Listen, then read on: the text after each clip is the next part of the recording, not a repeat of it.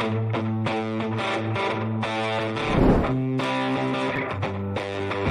listening to the Cantina Cast, your home for thought-provoking Star Wars talk. Join Albert and Jonesy in breaking down the latest news, trailers, movies, and of course, your favorite characters from a galaxy far, far away.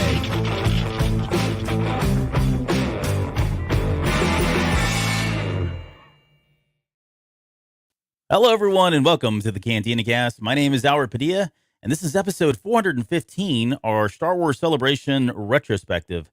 Yes, we could have called this recap, but retrospective just sounds like so much more substantial. And so tonight we're going to kind of just reflect on Celebration as a whole, right? Everything from what it was like to get there, our experiences, some of the people that we got to meet, some of the interactions, some of the surprises that we had there that we've not shared with anybody outside of ourselves. And I don't mean anything that happened in the hotel room afterwards, nothing like that. And then also kind of talk about high level, talk about a lot of the content that was shown, trailers, teasers, posters, new announcements for all kinds of things Star Wars. It was just a wonderful time, and I couldn't have done it without this gentleman right here. He's back and a little bit under the weather, but you're here, man. Welcome. If he sounds different, it's because he's right. Little worse for wear, but otherwise doing all right. Yeah. How you feeling tonight? How you doing? Yeah, doing all right, man. We survived. Yeah.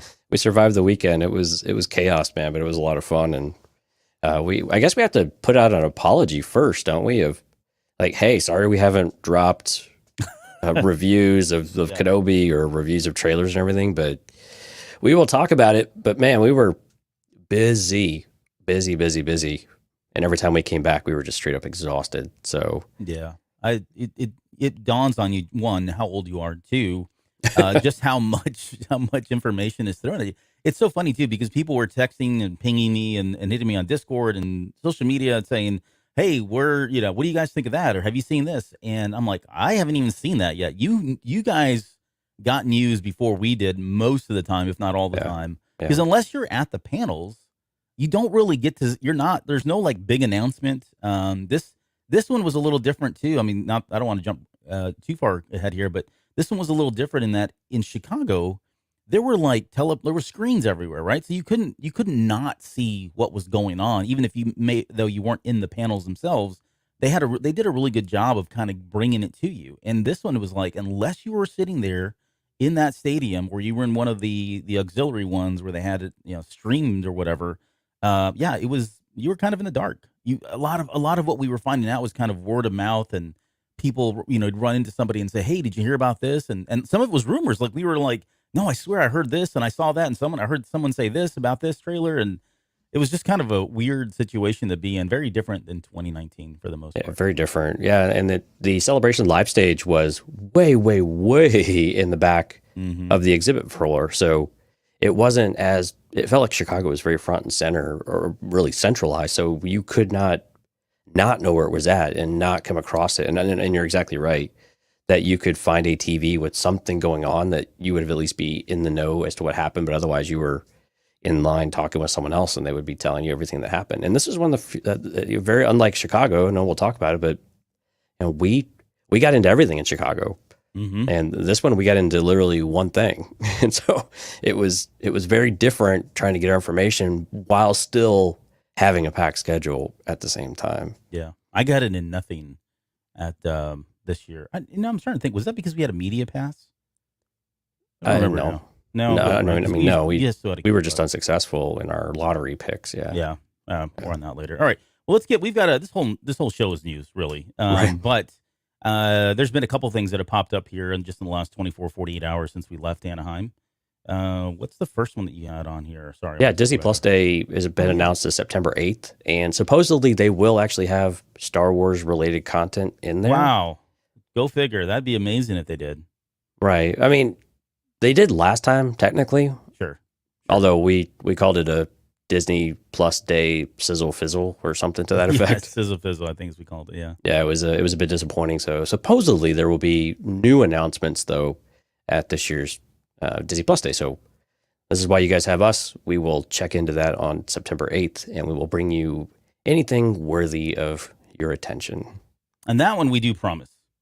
Not like Celebration this year. Well, we promised a lot of things, and we eventually will get to them. We Yeah. promise. Oh, well, wait till you see the backlog of shows that we have now that we've got to get through.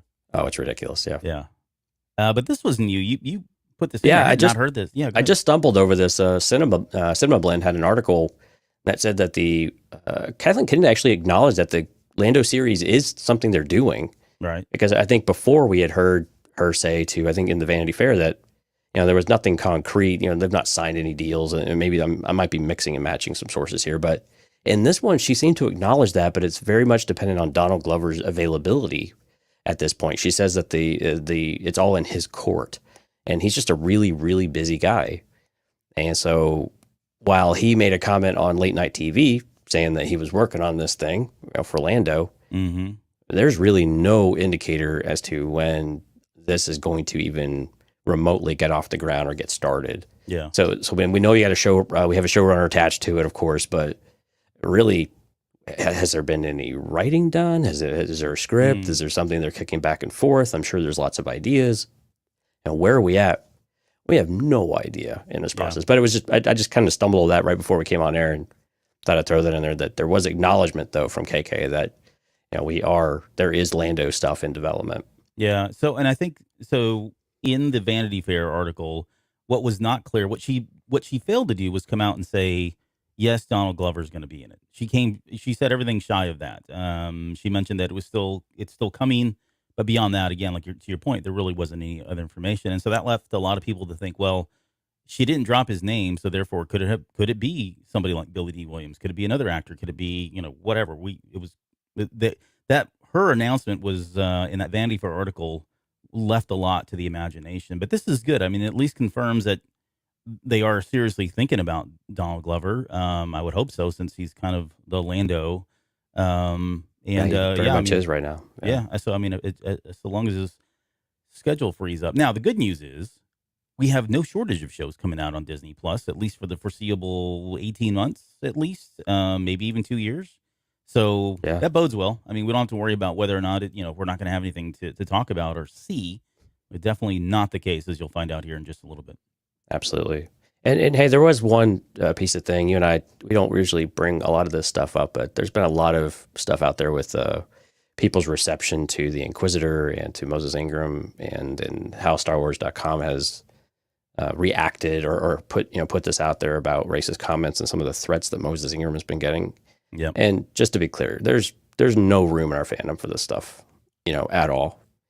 And we're both, I don't want to speak for Albert, but I'm pretty sure I probably could in this regard. We don't have any tolerance for this kind of stuff either. And, we both think there's actually a lot of depth to uncover with the character itself. We both had an initial reaction to that as well when we were talking about after we watched the first episode. And, but to go and attack the person in particular, and then, for all spiral out of control is just, that stuff is nonsense, folks. We don't need that kind of stuff in our fandom. And, we're thankful for listeners like all of you who definitely rise above all of this type of stuff. But we just wanted to, I wanted to come out and make a comment about that it's just, we don't have any tolerance here at the Cantina Cast for it. And when we hope Moses Ingram keeps her chin up, but just know that there's a lot of people out there that love what she's doing with the character and are really interested to see where we go for the next several episodes.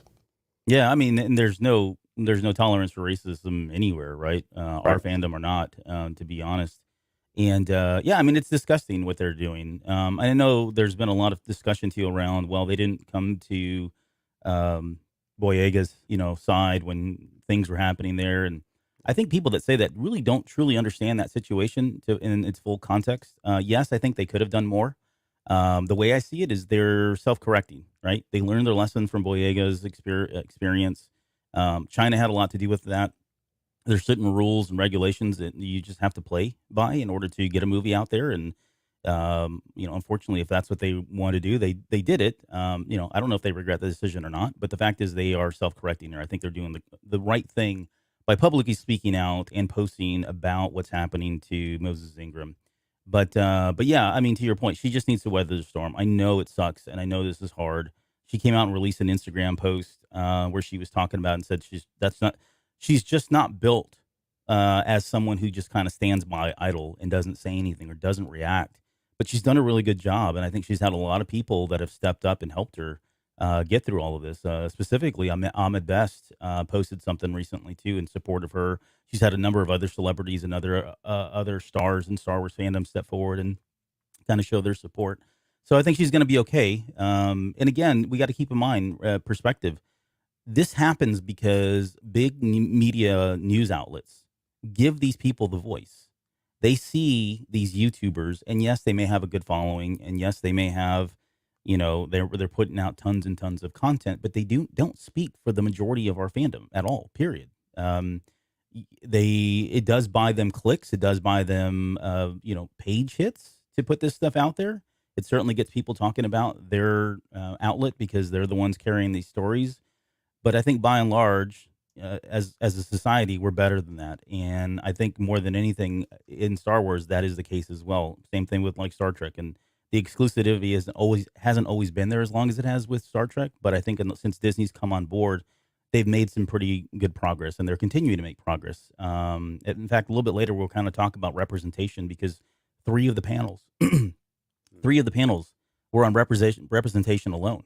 And they were amazing panels too. Yeah. I mean, and thankfully we got to have dinner and drinks with Issa and Rina after one of them, and which was just a fantastic conversation with them afterwards. Yeah, but yeah, you're absolutely right.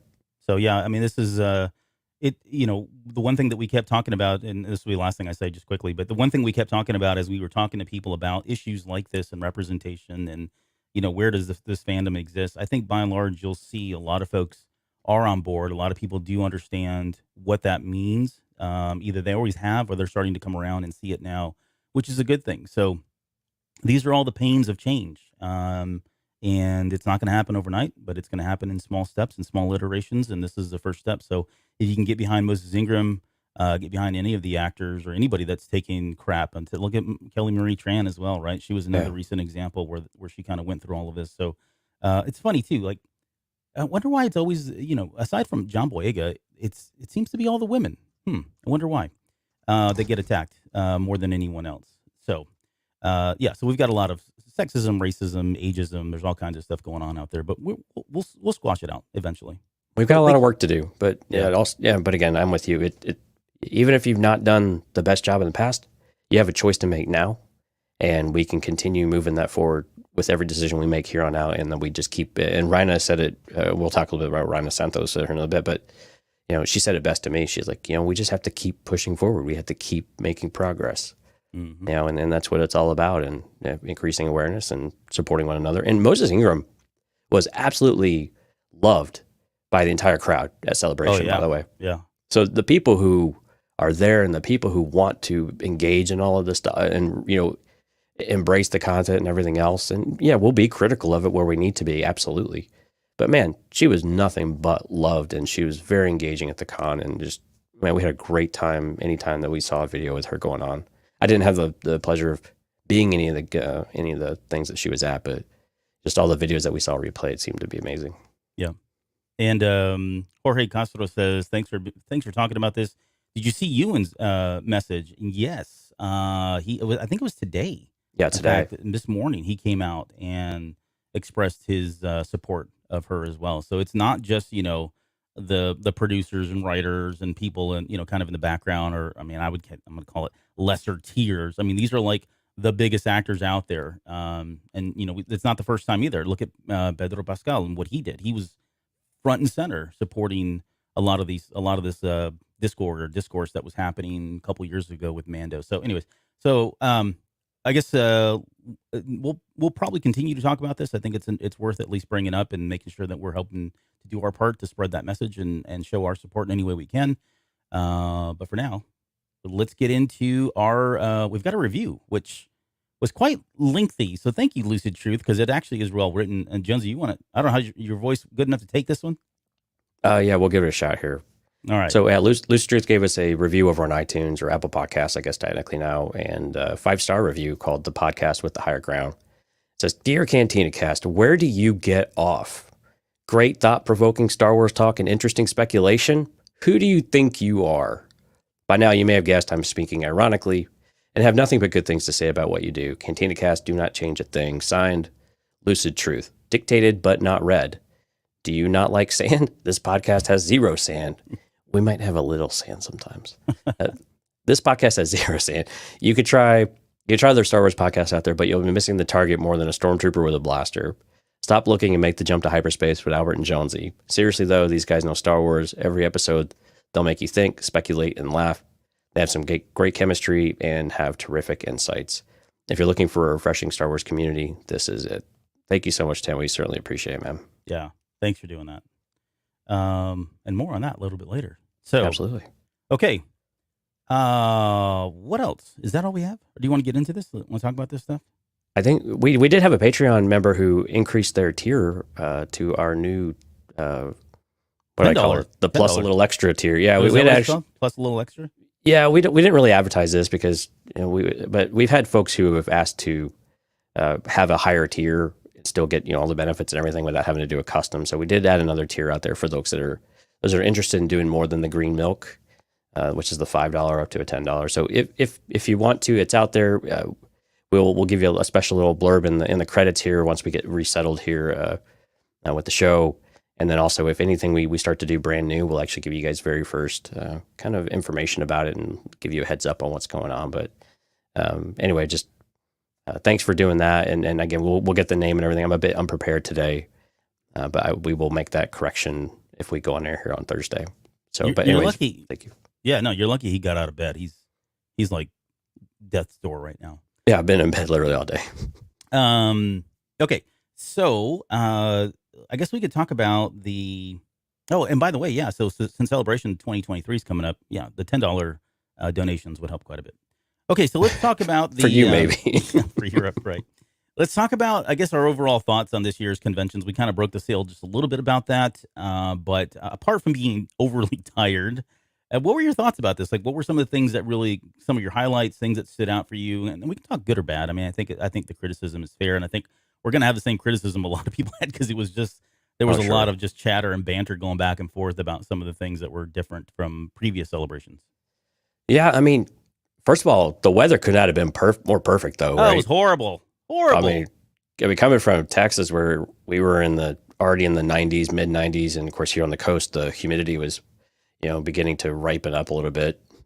It was nice to go out there where I don't know if it hit 80 degrees any of the days we were there. It was like 78, cool. No humidity. I mean, just like blue skies. I mean, Southern California earned its reputation while we were there. It was absolutely beautiful, and man, we had a nice room. Twan did a great job finding us a nice Airbnb. So thank you to Twan for doing that for us and getting us set up there. And but the convention itself, some of the good things I think was security seemed to be a bit smoother this time around. I question how actual secure it was because the beeping and the way that they were doing it was a little bit interesting. I couldn't quite figure out how it was working, but it was a little sketchy. Yeah.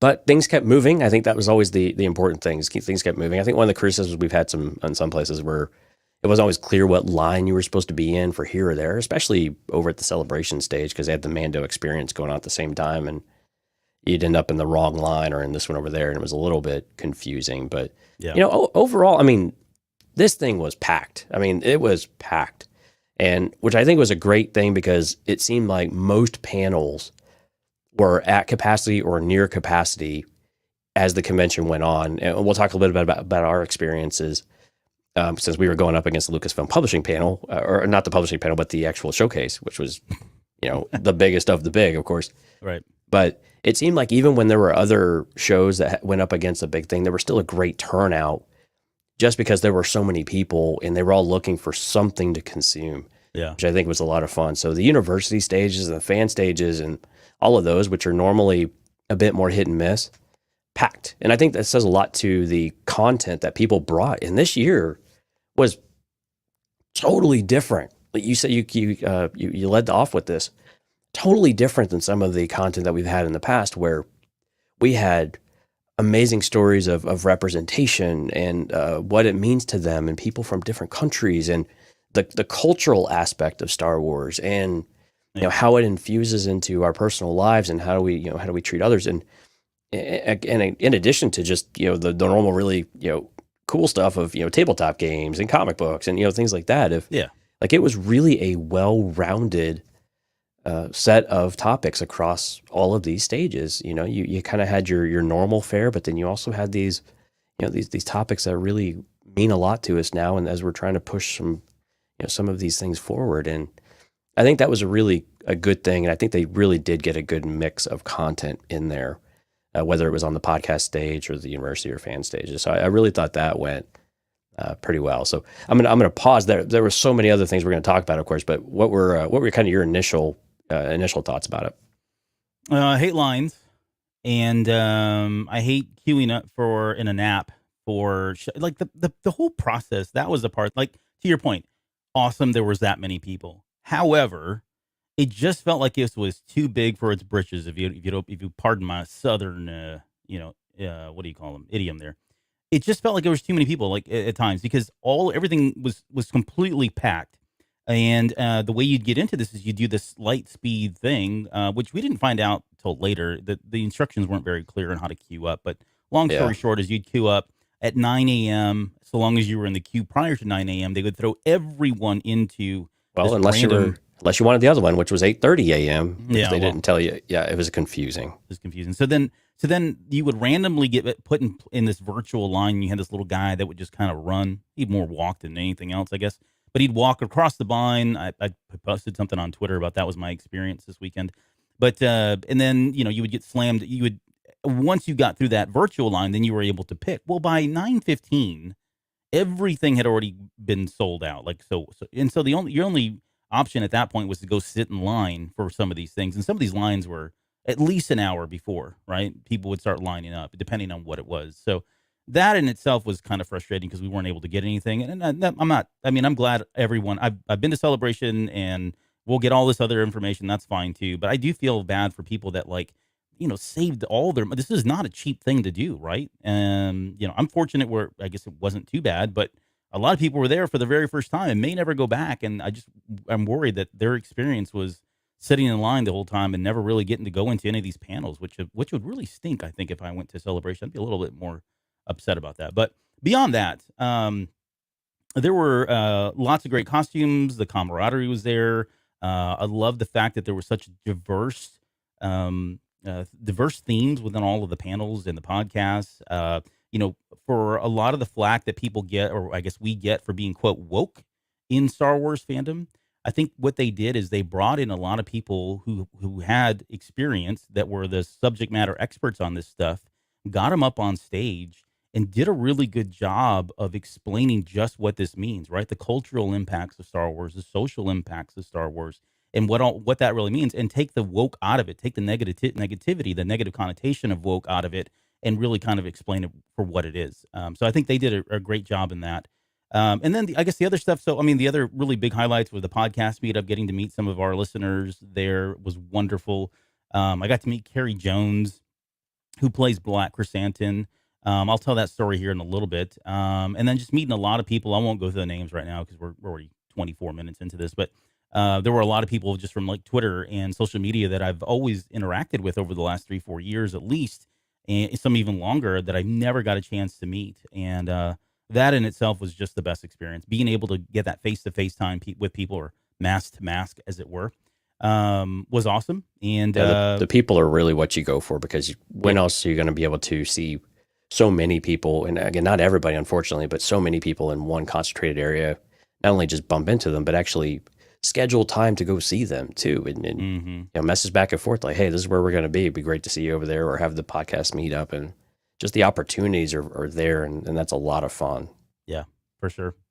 But I guess my biggest, I wouldn't say this, and I don't want to make a big stink about this, but man, the enforcement of the masks, and I don't know how they were going to do this, to be quite honest. I had my doubts. We were allowed to take our masks off. We went on stage. So we were there, all of us, even Claudia Gray took her mask off, and we all, it was kind of a thing where you would say, hey, I'm going to take my mask off. Are you comfortable with that? And people would say, oh yeah, it's fine. Go ahead and take it off. So we take it off. But, and then the same thing, if you were posing for pictures, I would, ask, do you mind if I take the mask off for the picture? If they said yes, it was consent. But beyond that, I think for the most part, everyone did their job. There was still, though, I'm going to call it the 10%. It's not even a 1%. There was the 10% that just refused to do it. And I don't understand where this entitlement comes from. Like, you're there, you signed all the paperwork. Either put your dang mask on or get the hell out of our show. You shouldn't be here, to be honest. I'm sorry. That's just how I felt about it, because there were people there that were, had immune systems that were lowered for different reasons, which was none of their personal business. But that's why they did it. So it was very difficult to see that. In fact, I got into a shouting, I wouldn't say shouting match, but I got into it with somebody because there was one lady, I forget her name. Kudos to her. She's a Liverpool fan. We saw her. She was in the front of the line waiting for remember when we were trying to buy merchandise? Oh, she was one of the staff. Yeah. That was Yeah. waiting for the convention or for the store. Yeah. She was on it. Like, every time somebody walked by without a mask. She was so courteous about it too, but she would follow up with them too. Yeah, No, really, you got to put your mask on. Yeah, no, I'm not kidding. Put your mask on. And there was a guy that was going, yeah, uh-huh. And I finally turned, I said, put your damn mask on. And he turned around, he goes, what? I said, you heard her. She told you to put your mask on, put it on. And he goes, who the hell you think you are? And he's just kind of walking off with his buddies or whatever. But that gets to me, because it's like, I don't want to get on a soapbox here, but when you go, when you go park your car and there's that, 16-year-old kid that tells you you're going to park right here. Guess what? That's the boss. That's the person in charge. And at that moment, she was the boss. She was the one in charge. You don't get to make the rules up. Everybody has to play by the same rules. She tells you to put your mask on, you put it on. I don't care if she's 20 years younger than you. She's the boss. And that really gets under my skin. So, but beyond that, I think. And unfortunately, there's a lot of stories now. Of course, a lot of people, I had my mask on pretty much the entire time, except where we were permitted to take it off or we were eating or something. And yeah, you still come home with this crap, and it's, again, convention crud. I mean, it happens. It's not a new thing, of course, but yeah. Also, it's like, okay, there's such a huge spike now with COVID and everything else. It's like, okay, how much of this could we have, at least limited and prevented? But yeah. Oh, I mean, we expected this kind of stuff, though, right? Right. Unfortunately, there's an inherent risk every time you take your mask off. I'm not going to say, I know that. Okay, I get it. Sure. Yeah. And there's going to be an inherent risk even with your mask on. But the point is, we try to mitigate as much as possible. That's why we do these things. It's for mitigation and to keep other people safe, right? It's not about you. It's about the other people. So, all right, enough of that, too. But so the venue, though. So Anaheim, compared to Chicago was massive. Like, just from how much room there was to move around and stuff. Yeah. And in comparison, Anaheim did feel a bit smaller. And I think I've heard that Anaheim and Orlando are a bit similar in this regard. Anaheim might be a little bit better, where it's just, everything just feels it actually feels a bit more like what we have in Houston. I think Houston's might be a touch bigger, though, with our main convention center. But yeah, it did all feel a little bit more, a little more snug. But the things I did like, though, is that they had food trucks outside. And again, that was awesome. Yeah. It was great. Your $38 lunch was fantastic, too. No, clarification. I had a $38 hot dog, but So, but go on, please. Well, you had more than just a hot dog. But yeah, anyway. But again, it was really crowded out there. And so it was just the space, for that many people was still difficult to manage. But again, I think they did a fairly good job of keeping things moving. And I think once we hit day 2, and especially into day 3, I saw a lot more organization and more presence by the staff, especially managing some of the secondary stages to help people be in the right place, to give them information. Hey, the line's capping, but we might, there might be room for it. That was one thing that they kind of did wrong. They said, well, go wait at the front. And they shouldn't have done. They should just let people keep queuing up. Yeah. That way they didn't have to worry about it, and it would have been organized, because then it just turned into a blob. They figured that out finally. Yeah, so they learned a bit on the way, and again, the store was a bit of a disappointment, to be honest with you. When you walk in there, and we had talked about this with John and Tuan, was that in Chicago, it was actually put together. It was very well organized. It was displayed nicely. In Anaheim, it was a big room, and it felt more like when the Super Bowl came to Houston, I compared to this, it was basically just racks of stuff out.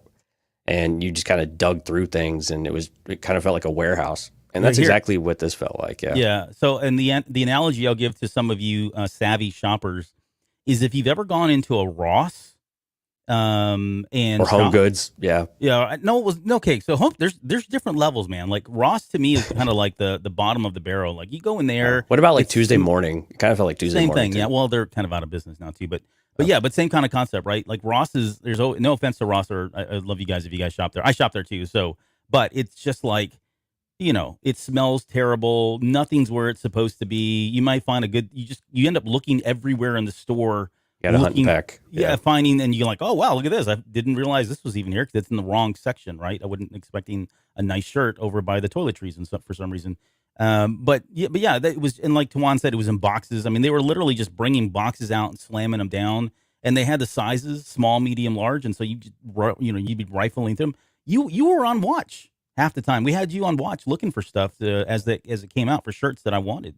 So Right. Yeah. But sorry, I didn't mean to interrupt. But that's the vibe I got.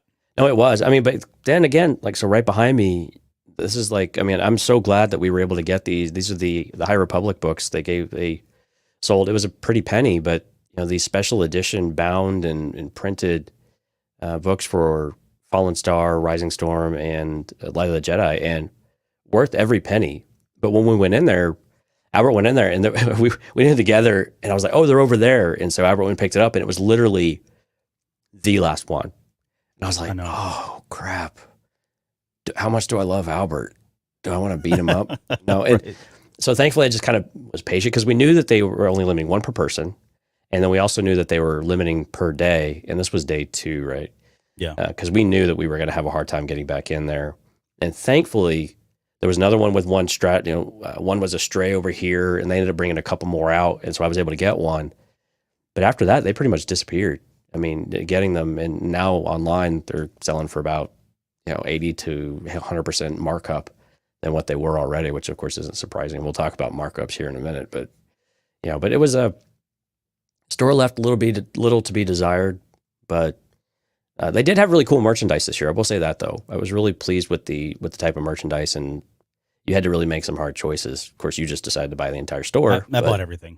Yeah, I think I spent $800 there. And then I went and spent another $400 over at downtown Disney. Yeah. So this is it wasn't a cheat, and that's just our merchandise. But those books. So I'm going to do an unboxing of those. I think tomorrow night. I was going to try to do it tonight. We'll see. It depends on how tired I am. Yeah, folks, you are not going to want to miss that when he posts that, because these books are absolutely worth every penny, and they are amazing. They really did a great job on these. I don't want to spoil it, but when Albert posts that, please go watch it, because they are really finely crafted and really well done. They are amazing books. I really cannot speak more highly than what they produced this time around. They're really nice. By the way, I've got like 4 things. I've got 4 things in front of me that I bought. One is the Celebration Key Art shirt. I was about to say you're just all decked out. Yeah, I was like, today. I'm all decked out, and then I got this thing on. I actually took my bracelet off, the health bracelet, because I thought that was kind of weird and I did too. Probably gross with all the bacteria on it. This was like one of 2 things they had at Downtown Disney with the Andor logo. It says limited release. I don't know what that means. It's a pin. I don't collect pins, but man, boy, do I have a lot of pins after coming back from Celebration. So yeah, this was like $20 for this pin. Where's my gonk droid? Well, it's limited. Oh yeah, Well, it's about the size of it. It's about the size of a gonk droid. About the size of a gonk droid, as you can see there on the camera. But I got an Andor pin. I didn't like the shirt they had for Andor. Honestly, it was not really my style. It's kind of a football jersey kind of thing, or workout jersey. But I had that. And then I also got this.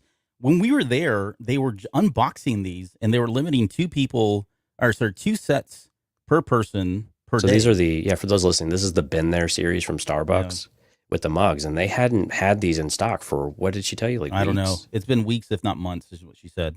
So we just happened to be there at the right time. So I picked up a Navarro, and he's showing off his Octu one. Yep. And these are really cool. And what was the other one that they had at the time? It was Naboo was the other one. Naboo, yeah. Yeah. So, but that was cool too. So that's just a little bit. I think over time we'll probably share more, especially on the Patreon. When we get to our Patreon episode, when we do our show and tell, I'm bringing everything out. It's just going to be a show and tell episode. Oh, the whole thing. But you know what, Albert? We got a lot of content while we were there too. Yep. A lot of content. Quickly, sorry, but you know what else we got a lot of? We have a lot of buttons. So the buttons that we were going to hand out. There's an epic saga of Cantina Cast swag that did not make it to Celebration. Look at this. I have 3 bags of Anaheim buttons now that I have no idea what to do with these things. So I don't know. Maybe we'll mail them out to Patreon members or something, I don't know when we're going to have our next meetup. And I still have the stickers coming. I can have like 200 stickers that are coming still on the way. They're like 1-inch stickers. They're not like the small ones. They're like the decent sized stickers. And that package is lost right now. So none of this came in time. There was a couple of problems with UPS shipping, and apparently, obviously, there's still a problem with UPS shipping. But we've got swag still to come. Okay, but you were saying we're going to get into all this stuff. And for the way we're going to do this, we're going to go day by day, talk about the things that were announced and some of our own personal experiences with them or what we felt about them. But these are going to be very high level initial kind of thoughts. We've got a number of these. Essentially, if it was a trailer that was released, we're going to break the trailer down. And we know we've got Kenobi's episodes, part 1, 2, and then tonight we've got part 3 coming out. So we got to get on those pretty quickly because we're going to get caught, with our pants down. I hate that expression, but if we don't, we'll be playing catch up on that. But we've got, I don't know, like at least 6 or 7 We're already episodes. playing catch up. We really are. 6 or 7 episodes in the can, or at least planned at some point here very soon. So we may just power through some of this here this week, depending on your health. Hopefully you can make it. Yeah. So again, what we'll do tonight though is we'll kind of touch on them. We'll give our brief kind of thoughts on it, and any kind of major things of note that we caught from it, or any kind of the experience that we had, more of the celebration side of things rather than digging into the content side of it. But yeah, please do stay tuned. Between the general release feed and Patreon, we're going to get to all of it. We promise. All right. Well, let's talk about day one. Day one. And it kicked off with, us getting there, which was... Yeah, really kicked off with us doing the podcast stage. Let's just be honest. That's how the celebration started for everyone. Even if you were in the showcase, they're like, you know what? Damn it, we're missing the Cantina Cash right now for this. Yep. We had a good crowd. I think all things considered, we actually had a pretty decent crowd. So thank you for everybody that came out. We did a Q&A at the very end, where we had people ask questions to Claudia Gray, which was really great. She was phenomenal. I mean, can't thank her enough. I'm sure she's listening to this or watching the show. She signed a couple autographs. Yeah. Adam Christopher was in the audience. That was exciting. Yeah, he got the chance to watch that. And we talked to him quite extensively about his book. Yeah, we did. Yeah. But Shadow of the Sith, which is coming out soon. But yeah, so thanks for everybody that came out to the show. Thank you for Claudia Gray to being a part of it, and thanks to our friends over at Tarkin Stop Shelf for being there as well. Mark and Becca did an awesome job, and we had a really good time. Sarah, and of course we have to thank Sarah, her right hand woman and publicist and dear friend and everything that helped organize and keep everything on schedule and having her where she was needed to be. Where her being Claudia, she was an absolute joy, and thank you so much for helping make this all happen. We got a chance to do a little before the show. We just talking with her, and I think we ended up talking more about Star Trek than Star Wars. Yeah, hit record, and it was basically all Star Trek. Yeah, but expected. I mean, she's a huge Star Trek fan, so yeah. Well, apparently the new series is off the chain, really good. So that is something that I will try to edit this weekend, and we'll get that turned out. So we will get that on the feed as soon as possible. As you might imagine, the dynamics have to be corrected a bit, so it's going to take a little bit of time to edit that. So I'll try to get that this weekend so everyone can enjoy really a really good discussion, I thought. Again, we talked about the firebrands of the High Republic and kind of where they went, and getting Claudia Gray's insight into them, is fantastic. And getting to talk to her a little bit beforehand was really cool too, because she's like, I've actually not written Avar Kriss at all. Because I was giving her a bit of a briefing about, hey, here's kind of what I'd expect to bring you in on, and then we just decided everyone to kind of give that little lead in. So she wasn't working right off the top of her head and on the spot. Although she's very good at that, even though she doesn't think she is, she's really, really good at it. And she's just such a natural speaker. But it was really interesting getting that type of insight. But she was so engaging and really accommodating for all of us, really pleasant and engaged with the listeners and then those who participated in the stage, and just so gracious to Claudia Gray, and really hoping to do more with her in the future. Yeah. And a huge shout out to Mark Newbold and the guys who were helped set up the audio too for us, by the way. Yeah. Yep. Yeah, that was no small feat or challenge to get all that going and running. So especially as the first one. Yeah. Yep. Let's see. So in parallel, while we were doing our show, we had the big Lucasfilm Studio Showcase, and this is where the majority of the people went. They had the celebration stage open, and then they opened up 2 of the other stages to stream it. So it was standing room only, full capacity, and this is one of the ones I think they did stream down on that live stage. Where is it? Down on the exhibit floor as well. The Celebration Live. Yeah, Celebration Live stage. So they did that as well. But I guess, there's just quite a bit of announcements here. We got the Mando Season 3. We know that's coming February of 2023. Yeah, a little later than we expected, but again, makes sense when we start to build out everything else we've got in the timeline here. Yeah, exactly. And we will break this one down. The footage is not out there legally. There's I have it illegally. There you can still get it out there. I mean, there. No, you have a fan cam of it. Yeah, they did not allow video recording devices of any type, and they only limited these to the main stage. They did not do it on the other stages, so they blacked those out. They blocked them out. Yeah. But yeah, we'll break that down and kind of talk about it. There's some interesting tidbits there of what's going on. Some great confirmations on stuff that we speculated on as far as where the series would go in season 3. And I think the biggest surprise, not that it's a spoiler, but I think we got confirmation that Babu Freak is going to be in this one. So along with some friends, yeah, along with other friends as well. So looking forward to that. Anything else you want to touch on about Mandalorian season? What did you think about it? Like, have you seen it? I'm sorry. I mean, I've just seen the shaky cam, the fan cam version like everyone else. I'm still trying to find a much better version of it that doesn't get cut off halfway, and especially when the Siege of Mandalore stuff or when Return to Mandalore. Man, I have scoured to the end of the internet looking for a better version. I've not found anything, so that's just the version we're gonna have to go off of. So. Yeah, so I'm curious if this is going to be this might be more of a Disney Plus Day type of release. And I was really critical of the sizzle that they gave at Disney Plus Day last time was things from a year previous. This would at least make sense if they released this one for Mandalorian, and so I'm hoping that we will get a much better view of all of this here just in a few months. But no, yeah, I mean, I'm excited. I mean, going back to Mandalore makes sense. We knew that Din Djarin was going to want to reclaim his name, and so that makes I'm excited that we're going to do this, and we're going to bring in some other characters, and again, continue to tie some stuff in here. See where it takes us. We had the a big surprise, I think, was announced as well. So we knew we assumed that they would show they were going to talk about Kenobi, and what I don't think we were anticipating, although I think everybody was hoping, is that they would do a watch party. Right? I mean, it made sense. We're on the cusp of these 2 episodes releasing. Everybody was well aware of it, but then they pulled a audible, or maybe this was by intent. There was intent here, but. They decided anybody that got into the main stage to watch the Kenobi or to watch this Lucasfilm Studio showcase, you got a special wristband. You got a gold wristband, which meant you could come back later that night at 7 p.m. I think they started lining up about 5:30 p.m. At 7 p.m. and you got to watch both of the episodes live with Favreau and Filoni and everyone else. There was a couple other people there, and then you got a special Q&A that was done afterwards. On top of that, if you were in line, you got what I thought was the coolest stuff. You got a black and gold box or can of Pringles, and they're handing out the black Frosted Flake boxes of Frosted Flakes that had the Kenobi logos on them too. So, and those were going for $400 or $500 on eBay that night. But this kind of threw a wrench in a lot of plans because I mean, you think about the podcaster meetup that we're going to talk about in just a little bit. That was that same night at the same time, and suddenly, well. Let's just say a lot of people didn't show up to that initially until a little bit later, until after those were done. So Jonesy and I, unfortunately, we didn't get into that main stage.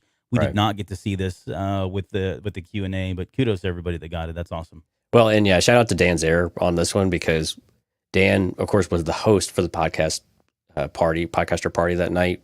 And of course, he had every opportunity to go watch this, but he still showed up for the podcaster party instead of the other one. To where he hadn't even seen the trailer even the next morning because when he went back, he was just so wiped out. And but yeah, and then they released it early. I mean, for everybody else, which I think made a lot of sense because they got to watch it live there, and then they were going to come back and start spoiling it for everyone else. So yeah, might as well open it up. But go back to the stage though for the 11 a.m.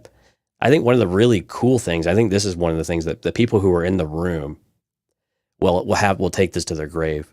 Was that it was John Williams' 90th birthday, and they actually they opened the curtain or everything and they had an orchestra out there, and then they invited John Williams to come out and actually perform live the Obi-Wan Kenobi theme music. So it was officially the first time it had been heard anywhere outside of the walls of Lucasfilm, and because it was before of course the episode wouldn't come until later that evening, and so it was really cool that they got to experience that. And then they decide to go ahead and just roll into some Indiana Jones, and Harrison Ford of all people comes out, and they do a little, because again, it was the Lucasfilm, studio showcased. So they had a little graphic there of Indiana Jones, which is going to be released next year. And, Harrison Ford came out, and then they of course do a little Imperial March to wrap it up there. But I mean, that just had to have been so magical for some people because again, we know that we're not going to have many more opportunities to see John Williams live. I mean, he's just older and he doesn't travel as much as he used to, and he's still working. Seems like harder than ever, but those are just magical moments. I think those are the things that can really make a celebration worth it. If nothing else happens, you're like, man, I got to see the maestro himself conduct Star Wars and Indiana Jones, in the same hall, along with all these other wickedly cool things that happen. But that was I think when I look back about the most disappointing thing, I think that was probably the one thing. Like seeing the premiere and everything would have been great, but not being able to see John Williams, I think that's the one I'm like, oh my gosh, yeah, that would have been just so magical and so epic. Because you and I are just such huge John Williams fans of everything he's done, his entire catalog, not just Indy and Star Wars. His library is just incredible and one of the greatest composers and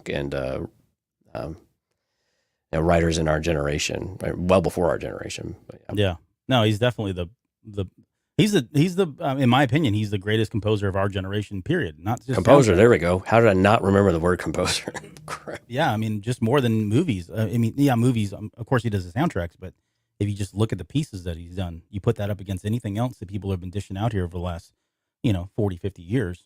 Right. I'm sorry, he's the tops. So we're just very fortunate to get it as movies. So, but yeah, that's, I can't even I was getting choked up just thinking about being in an audience with John Williams there playing the very first couple of parts to the main Raiders of the Lost Ark, Indiana Jones theme song.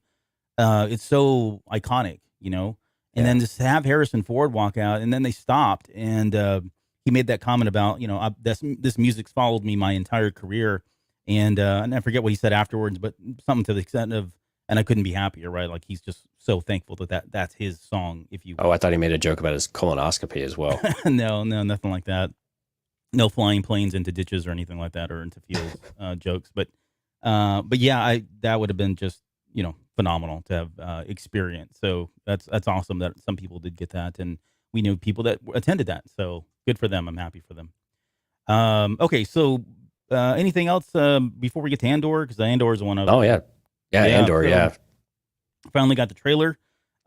This is one that we are going to break down, and I would say for the most part, I would say that it definitely met my expectations. There's a story there that I'm liking. I wasn't sure where it's going to go just yet, but I do, based on what I'm theorizing so far. Right, they didn't give us a whole lot of concrete details, but just high level, I would say I enjoyed it. August 31st is the official day when we'll get that, and we are going to get 2 episodes. So it's going to be very similar to Kenobi, where we get the first 2 out of the gate. We got the trailer. We got there were some posters that were being handed out. Thanks to Jonesy, I have a poster. I don't know where he got it. He said he mugged somebody or beat some small child up. I forget what it was, but he got a poster. I have my connections. It's all right. Yeah, you don't need to ask too many questions. Yeah, I won't. Your blood poster is in your hands. Yeah, I got blood on my hands now, as we both do. But I have that poster, and I'll show it during show and tell. But it's a kind of a. It looks like a very, I'm going to say, propaganda poster, if you will, in that style, right? Propaganda posters, political propaganda posters. But it's got Andor's face on it, so Diego Luna's face is on there, which is, oh man, I can't tell you how excited I am for that movie, and more on that when we talk about Andor. But what did you think, just high level? Well, I mean, yeah, and again, folks, when you talk about what are the magical things that happen at Celebration that you could never plan for or expect, it's the things in between. Albert and I are on the escalator going up, and he's talking to me about his father and calling him about Andor, and that they're, we talk about representation and stuff, and hearing small stories like that of how much this means to people, is something I shared. But I was like, this is something I have a difficult time understanding, or not understanding, but just feeling and interpreting, because I've seen my type of people on screen my entire life, and to have that come to the screen now is so powerful, and to get to experience that with folks like Albert and hear about family members who have the same type of thing. And so I get emotional just thinking about it, because it's just such a powerful thing. And I get so happy just that the amount of joy and that it brings into their lives too, is as we kind of push the boundaries forward here of where we need to be.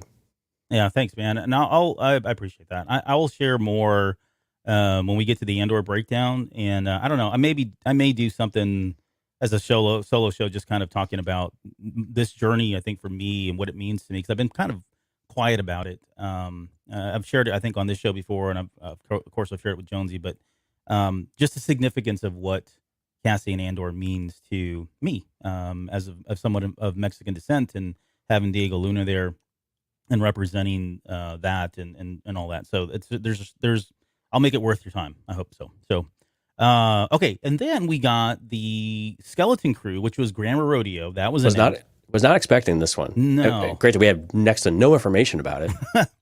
2023 is the year. That could be January, it could be December. And this is a series, right? Yeah, series. I'm guessing I'm going to guess mid, right? Sometime after. Well, I'm not even going to try to guess just yet. But starring Jude Law, and we know Dave Filoni and Jon Favreau are involved.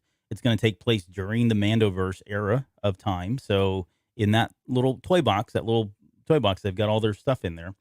A lot of speculations going around who Jude Law is playing. I've heard everything from Thrawn to I don't even remember the other people really. Thrawn's the one that stuck out in my head, but there's a lot of speculation as to who he's going to play. But this is that coming of age story where we're going to have these young kids who presumably are going to be called the Skeleton Crew, if you will, that are going to have to, the call to action is made and they step up. So in the vein of like Stranger Things or any of the Spielberg 80s kids movies like E.T. or Stand By Me, and that's not a Spielberg movie, but Stand By Me, something along those lines. So this is that we had mentioned. I don't know. There's really not a lot else there. They showed the logo. Yeah, the logo's cool. Which looks cool. It looks like it reminds me of something that you'd see like at Galaxy's Edge. But Yeah, that's not criticism. It just there's just a theme there that they're going with the logo, I guess, if you will.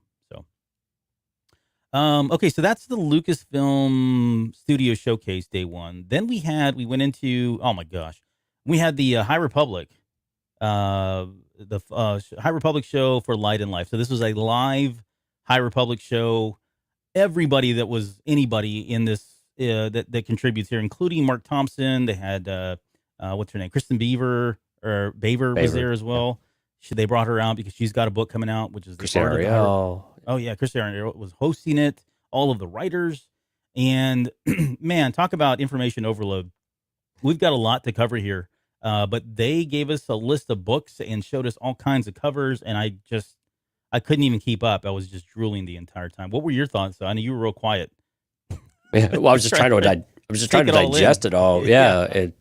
Again, it was, what was really fun to see was just the overwhelming love and support and the like how many people were repping the High Republic all weekend. Yeah.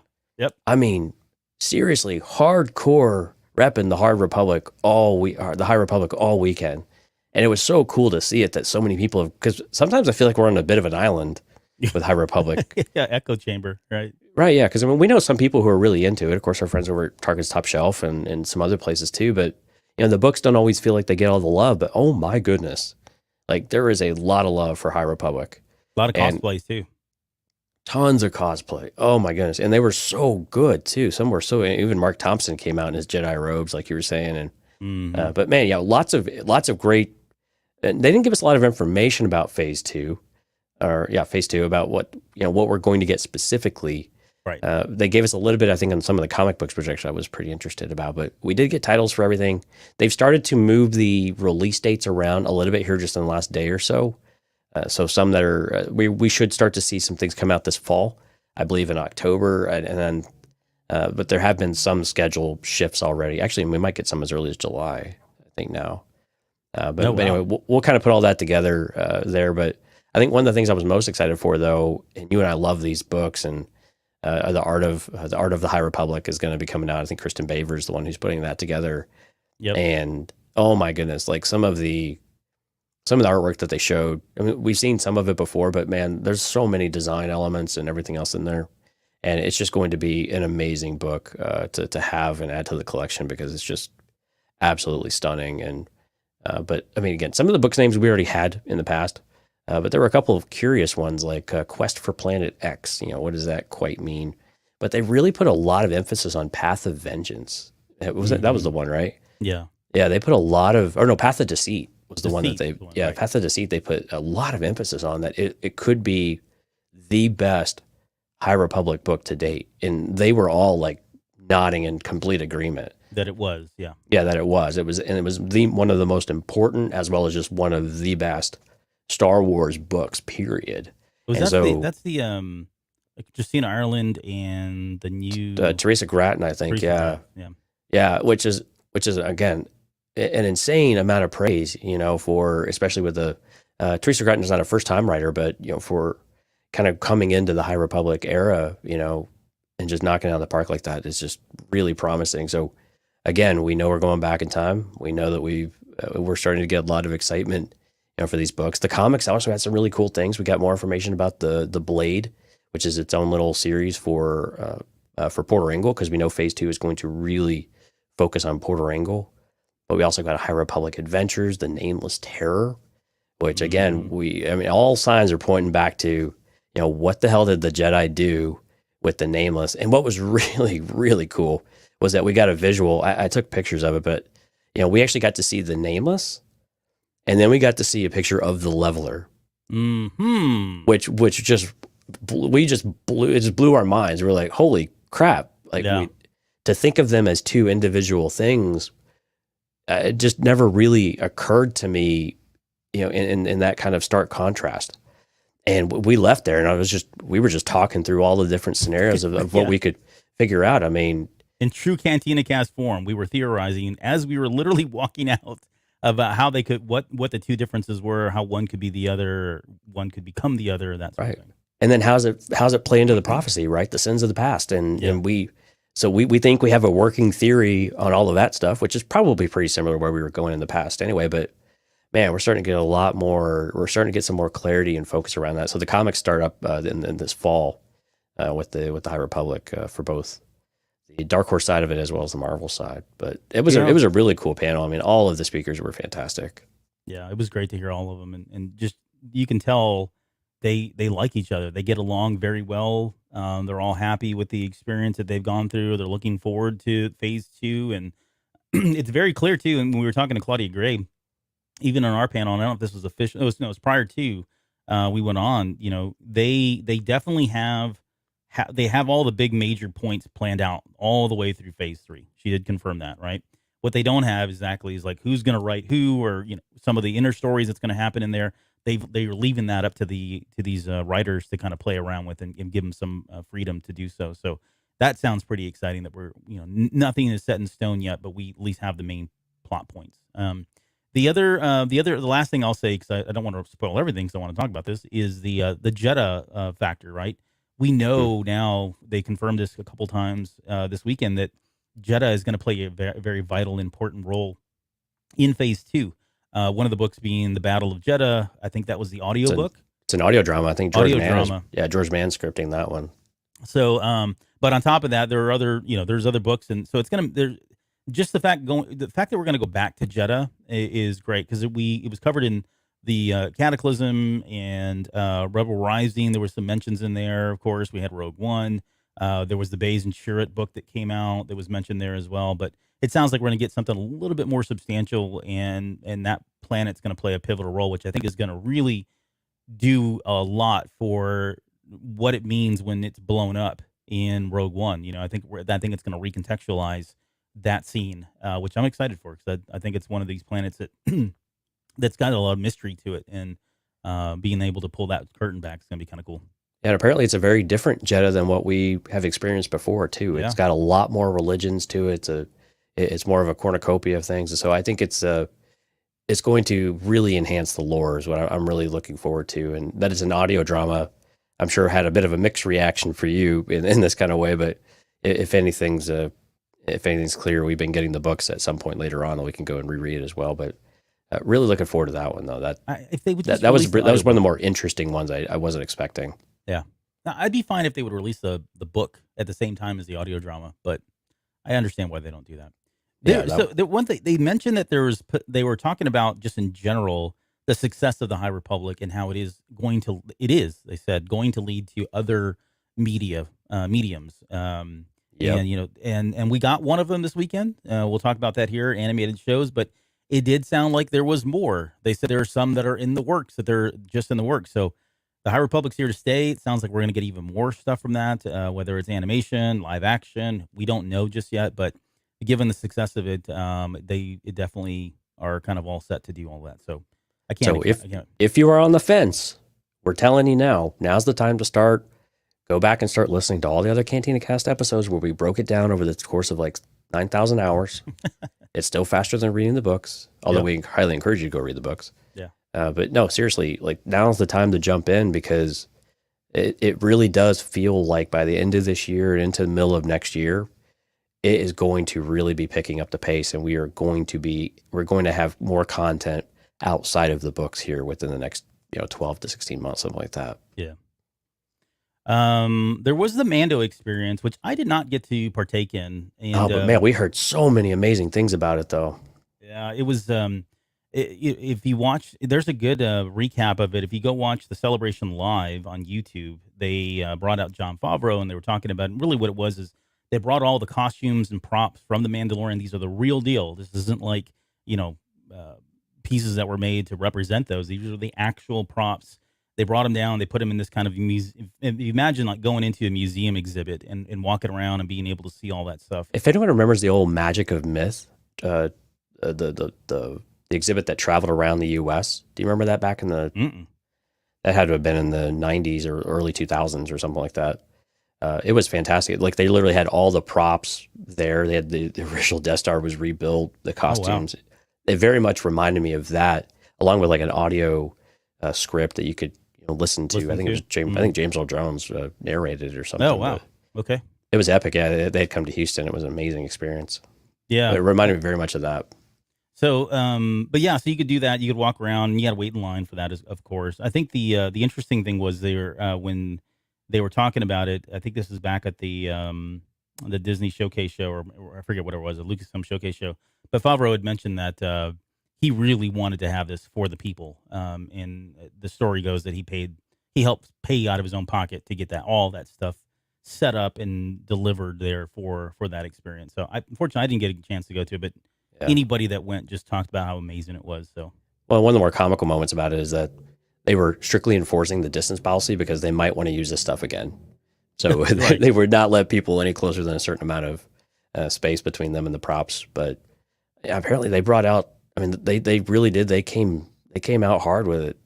And again, that was one of the other disappointing things when you have a chance to go and kind of experience that. And thankfully I've had it in other areas with the other experiences in the past, but man, that's something that I really hope when Mandalorian wraps up or something like that, they do a traveling exhibit of Star Wars again, because I think they're just so amazing.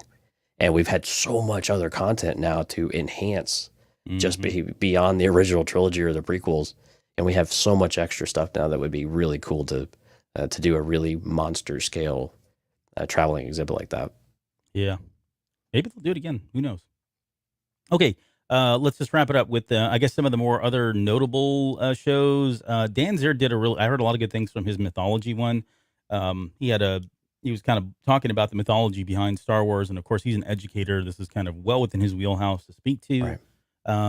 But there was the Ahsoka Tano panel. So Mark, or excuse me, Becca, and Idiots Array, and a number of other people got on stage to talk about that and just that impact.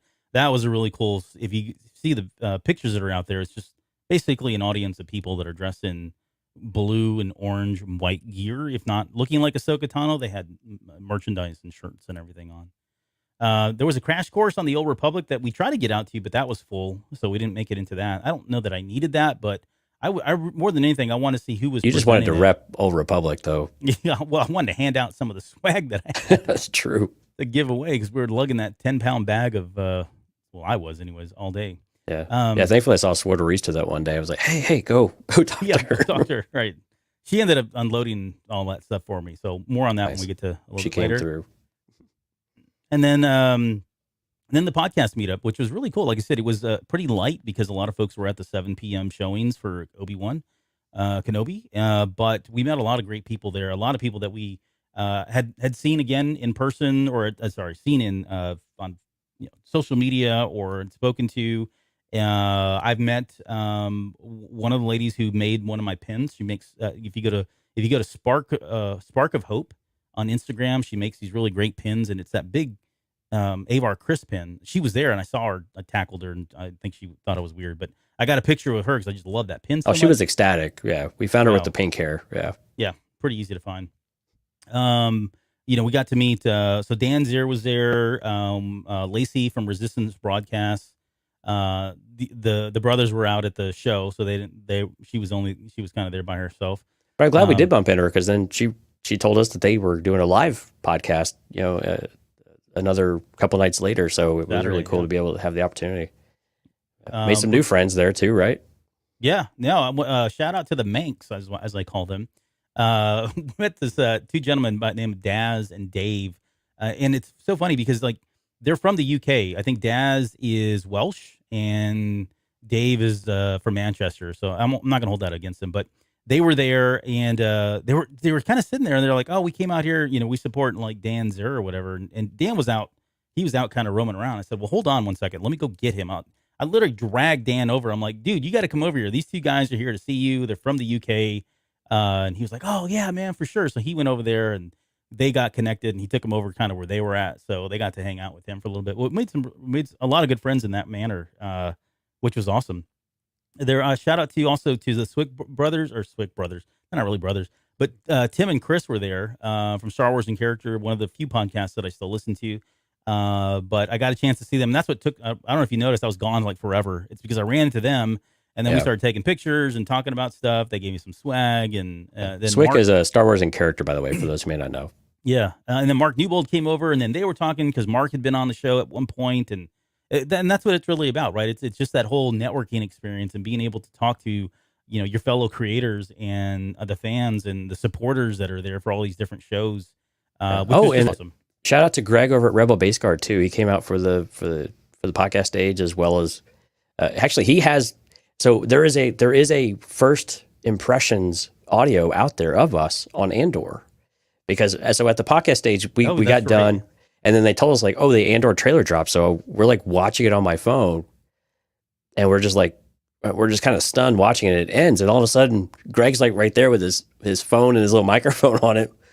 So we're just we're here at the podcast stage, and Albert and Jonesy have just watched the Andor trailer for the very first time. We're going to get some first impressions. We're like, okay. Yeah. So we gave our literally the most raw first impressions. I did check his feed though, and has not published it quite yet. But yeah, huge shout out to Greg. He is such a cool guy, and we got to see him at the podcast meetup a little later on, and we bumped into him a couple more times. But he's been a huge supporter of our show as well. So wanted to give him a shout as well. Rebel Base Card. Yeah, Rebel Base Card. All things card collecting. But he has other people on the show as well from to give their perspectives. But yeah, he was there Saturday. I think I spent most of my day because it was the day you weren't feeling well. But I just stayed at the podcast stage, and he was there right with me the entire time. I think that's where he stood out most of the time, was just hanging out and watching all the shows and supporting all the different shows. So he's a huge fan of a number of shows, but man, just a great supporter of all of these as well. So day one, we tried to wrap up and go back to the room and watch Kenobi, and we did. And actually, Albert set up his camera. He's like, "Oh, we're gonna record our impressions," with John and Tuam as well. And unfortunately, man, we were just so wiped out that people started fading a little bit, and it was definitely not due to the show. And we were doing pretty all right through most of the first episode, but then it got real quiet after a little while. Okay, you can.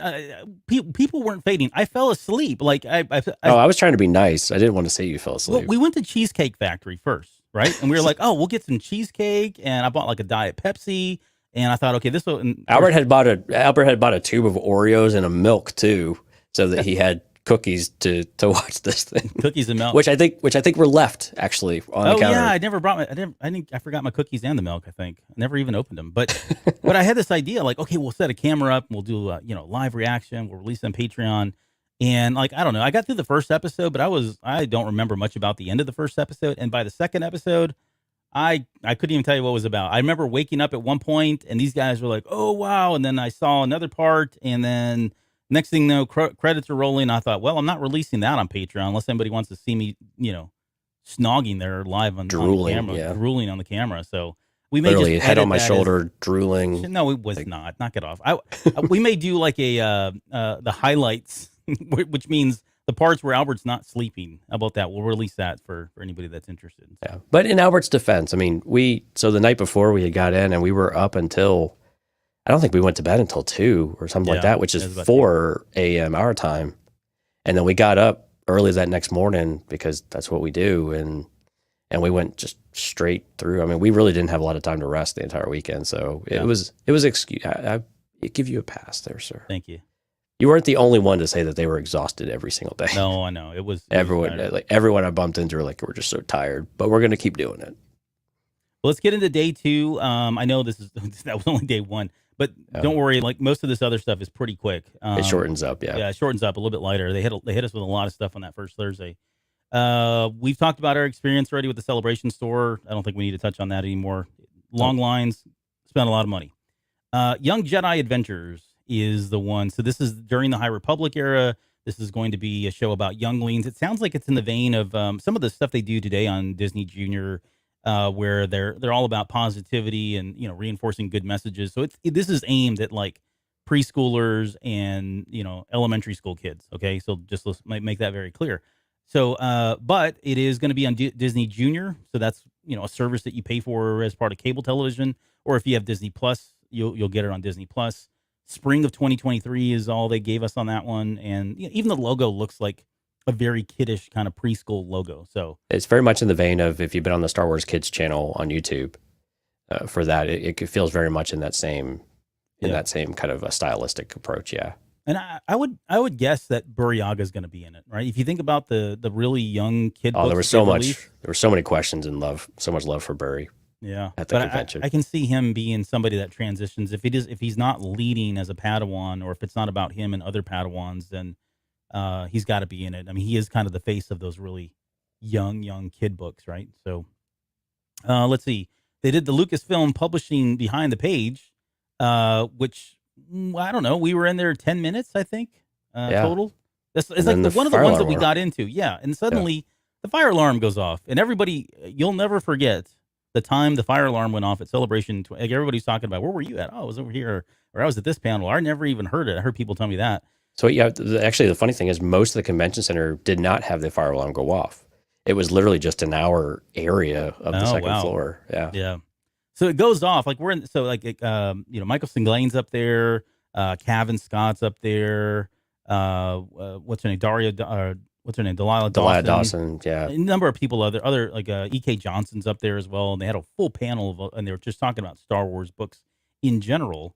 And then the fire alarm goes off, and so everybody's kind of stopping, looking around. I'm thinking, okay, is this a drill? Is it like part of the show? We expected to hear some sort of announcement. Well, yeah. Nope. Nope. And then so the lights came on there, and so everybody got up and walked out.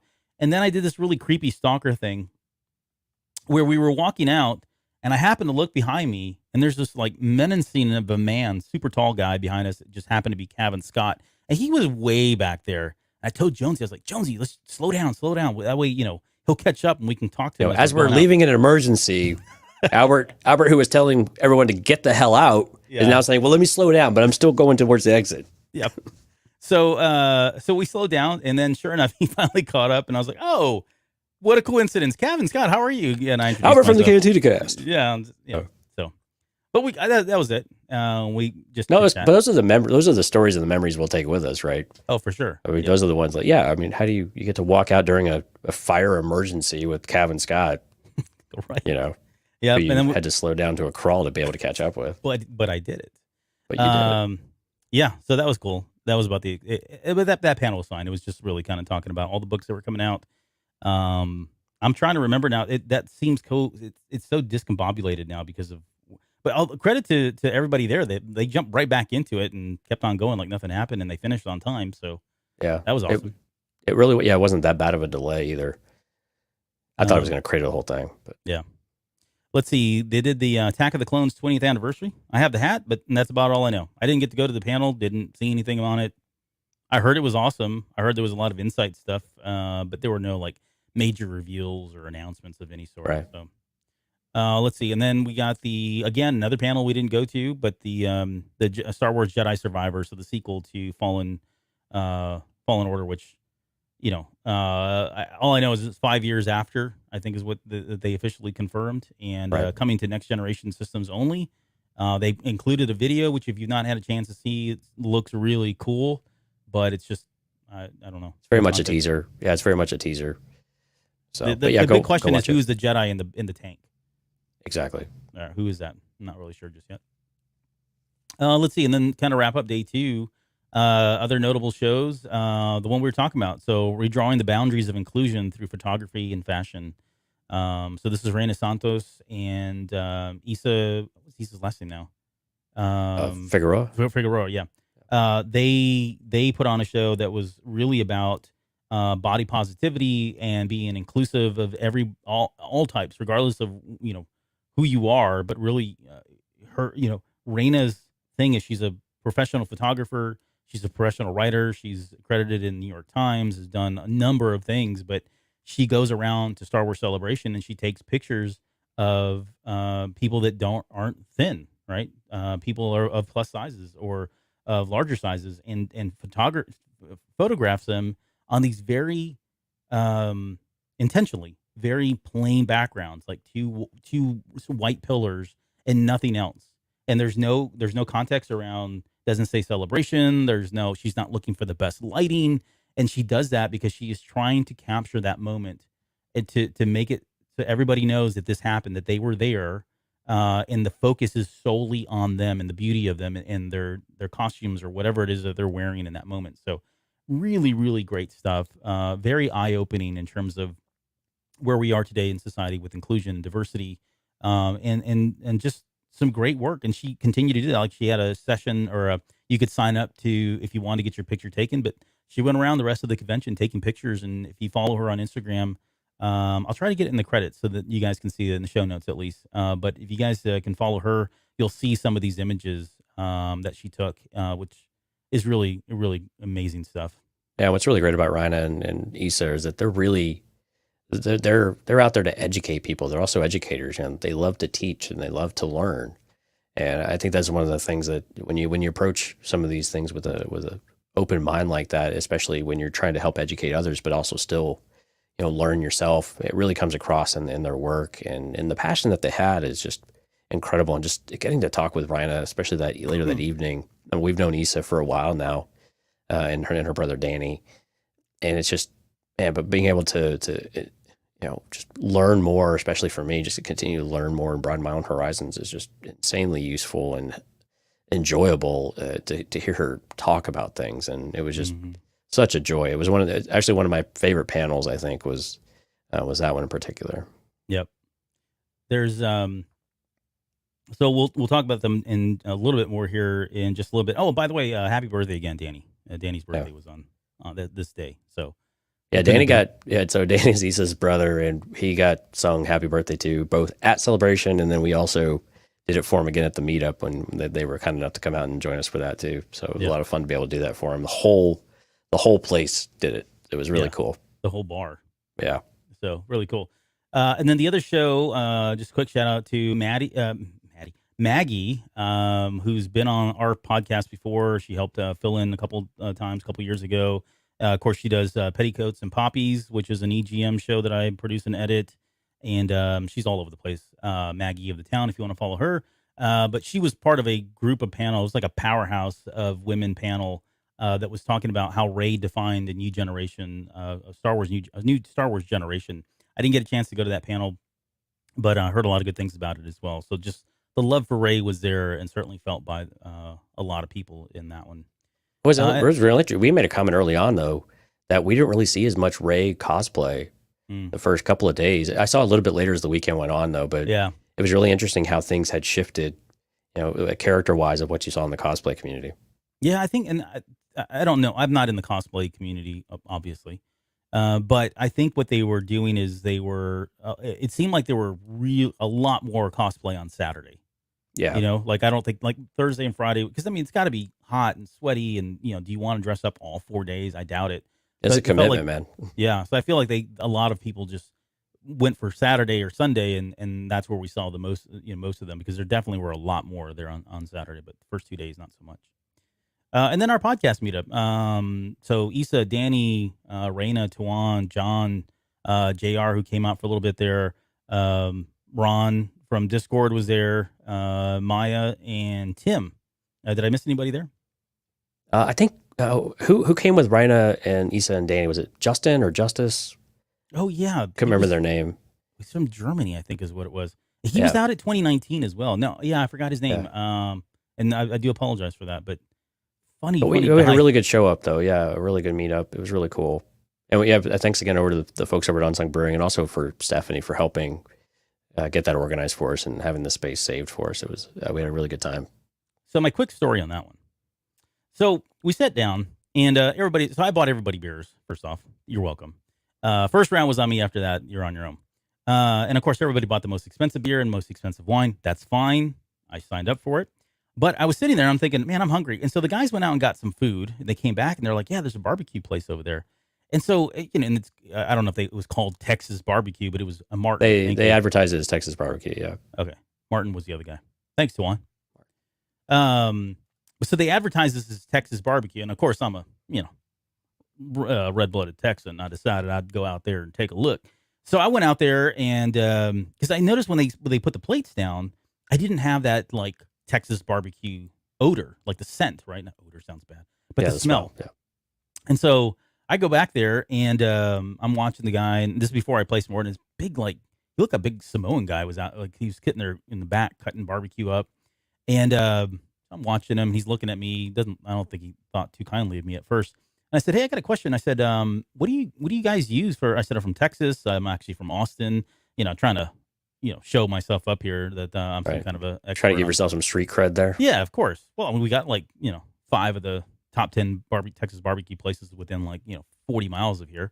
But so I'm like trying to prep myself up here, and I tell him that I said, but I don't smell like the mesquite smell that we have, that we smoke our barbecue with mesquite. He's like, oh yeah, well it's because I use oak, because they don't have mesquite out there. He goes, he gets in this whole thing about oak. Long story short is we start talking. He's like talking to me about barbecue. We're going back and forth, and I'm naming the places that I've been at. And he's like, oh yeah, I've eaten there at Crates's, and we're talking about what was the other one? The Salt Lick. He'd been out to Salt Lick. He'd heard of Blacks. He'd been out to Blacks before.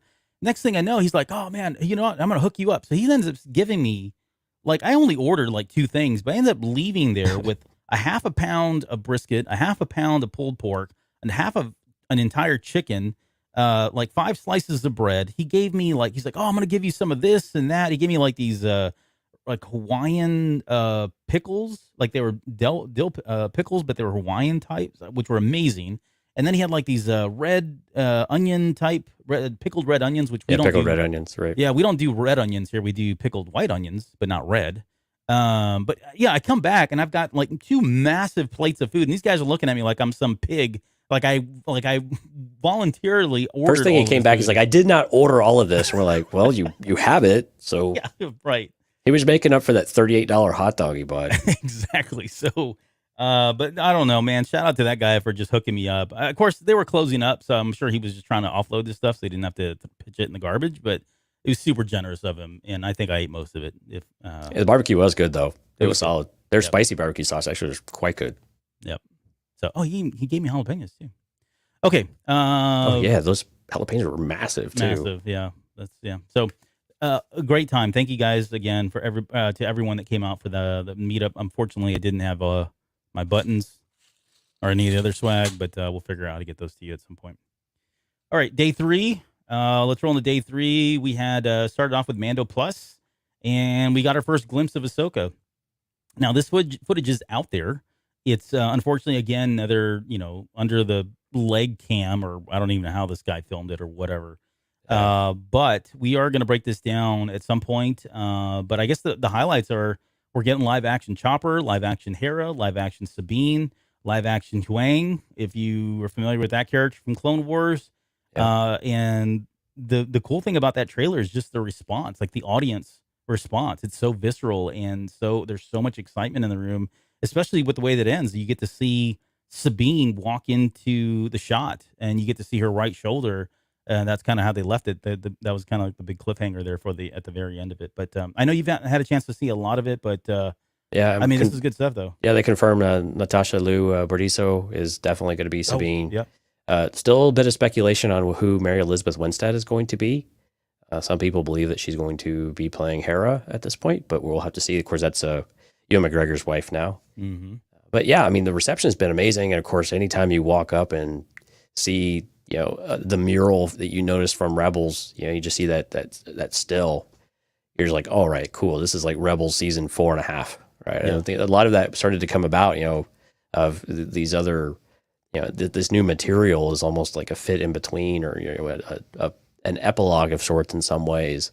And so it's really cool that we're getting more of this content to finish out stories, but also tell new ones at the same time.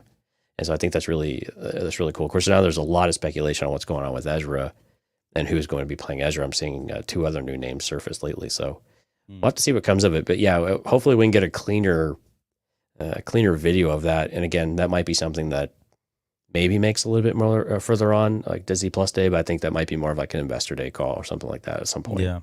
Well, and the fascinating thing is they had Filoni. He was there on day 1, I think. I don't think he was there for any of the Saturday. He was there, I think. Well, it doesn't matter. But he left the set. I think he's over in Huntington Beach or something like that, where they're filming right now. He left, Right. came all the way up here to do the panels, and then he was leaving again. And he kept coming up to Celebration, then going back and recording because they were actively filming.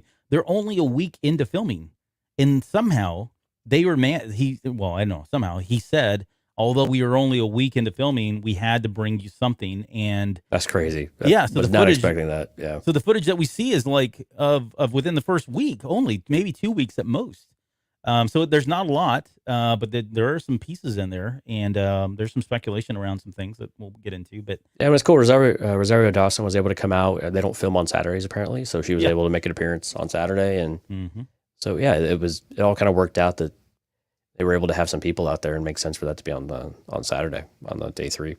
There's a BTS photo of her that was released, official photo, and her Leku are longer now. I don't know if you saw that. Yeah, I did notice that. Somebody put them side by side just to kind of show everyone, but they did elongate them. So, Yeah, I've already seen the articles, correcting this or correcting that. No, and it's not that. At the end of the day, it's right. At the end of the day, it's like if they went with the shorter ones because it was easier to film, that was the state of then, right? Maybe through the advancements of technology, they found better ways to do it. They're going to improve it. I don't think they were trying to get away from the look intentionally. It was just things are always evolving. I mean, it you was and a I are on the same pragmatic page approach. with this. Yeah. So, Whatever makes it look good on screen, I don't care. right. Yeah. Not part of the Mando, and so Mando Plus was really about Dave and Filoni and Favreau coming out on stage. They brought a bunch of people. All the actors came out and just kind of shared their experiences and kind of going into season 3. Apparently, it was an amazing panel though. Dave Filoni was just on fire. Apparently. Yep. So that was cool. The other thing that was announced that day was also the big thing was Tales of the Jedi. Yeah. Which turned out to be like I'm very not different than what we disappointed. thought. Yeah, not at all what I thought it was going to be. But I am excited nonetheless, especially having seen the trailer. Yeah. So this is an anthology series that focuses around. It's really focused around Ahsoka and Dooku. Like half of them are about Ahsoka, half of them are Dooku. I think there's a total of 6 episodes. No, there's like 9 or 10, and there's 3 Ahsoka, 3 Dooku, and I think there's 3 or 4 others. Something like that. I think that was bad information. Okay. So if you go to the article, like it's 6 episodes total. Okay. 3 are on Ahsoka, 3 are on Dooku. The Dooku episodes are going to have Qui-Gon Jinn in them because Liam Neeson is coming back to voice Qui-Gon Jinn as his older self. But the cool thing is Liam Neeson's son is going to come back. And Michael. Yeah. He's going to voice a younger Qui-Gon Jinn because we know that we're going to get still part of the Jedi Order Dooku with Qui-Gon Jinn as his Padawan, so that's cool. They showed the first trailer. They showed the very first episode there, which was 15 minutes long. They're all expected to be about this length. I can't find footage of the entire episode, but I've watched other people talk about it, and some people took some really good notes. So I may have to somehow get that into text in some way, and we can break that down. But there was a kind of a little trailer that was put together, and we'll definitely get into that. The first episode was called Life and Death. It's a very interesting story, which I don't want to spoil it here. We'll talk about it when we get to the episode. But it's got Dave Filoni's signature, and if you know anything about Dave Filoni personally, this is like him. There's some really cool stuff in there. What Yaddle's in this? They showed Rex. They showed Mace Windu, a younger Mace Windu as well. And I think what the story goes is that he was somewhere on a plane and was kind of jotting down these short stories, and I think he showed it to Carrie. What's her name? Carrie Beck. Yeah, Carrie Beck. And she was like, "Wow, this is really good. Do you want to do this?" And he was like, "Sure, okay." And that's kind of how it took off. But it's really Tales of the Jedi. Tales of the Jedi that we know from the prequel era, and not going back, tens of thousands of years as we had with the Dark Horse series of comics that came out, in the 90s. But we also seem to get a bit of a backstory with a character that we did not expect to get a bit of a backstory on. Yeah, I don't. So I haven't. I did my darnest to confirm that, and I can't. I can't. So I forget who said it, or who did you hear that from? Do you remember? I mean, some of it's the voice. Some of it's the voice in the trailer. Sounds familiar, but then I don't know who we were talking to. Was that Gus? Maybe. I don't remember. It was or Try the Force. And so without beating around the bush, we kept hearing that Grievous is in this. There's a figure that's standing there. Pre modification Grievous. Right. But he's got a double-bladed lightsaber, almost like an Inquisitor blade. Yeah. So I don't know. I haven't, like I said, I have not been able to officially confirm that. That was, again, this is what I was talking about. Like when you're running around and everybody else is running around, and some of it, we're not seeing this all together. There's rumors that start going around and people just start talking about stuff. So again, I don't know if it was speculation or what, but nothing official confirmed that is indeed Grievous. When you watch the video, when they show that character, so blurry right there, and with the noise and the echo, it's really tough to make it out. Hard to make it out. But there's somebody wielding a red lightsaber that's going to be, which is surprising because then it goes back to that. I mean, Grievous would make sense because, and that's in the Ahsoka episode. Yeah. Yeah. It makes sense though because the Sith have not been around forever, right? So this could be a non-Sith person wielding a lightsaber that would fit Grievous, right? Somebody who's been trained at least, or unofficially been trained, or just has some type of weapon expertise and happens to get a hold of a red lightsaber. Sure, that's possible, right. I guess. All right, so we're going to again, Dooku's story. Yeah, seems like it's gonna be pretty dark though, right? It is, and Filoni during that interview said, he goes, yeah, it's gonna be. He goes, it came out a little bit darker than I thought it would be. So he's acknowledging that this is. It doesn't sound like it's gonna be a kid's story. Yeah, and it makes sense. And what was one of the interesting things is later on, we had heard that, being able to borrow or to have the reference of Dooku Jedi Lost and some of that other material really helps to inform, but also complement the new material that you make.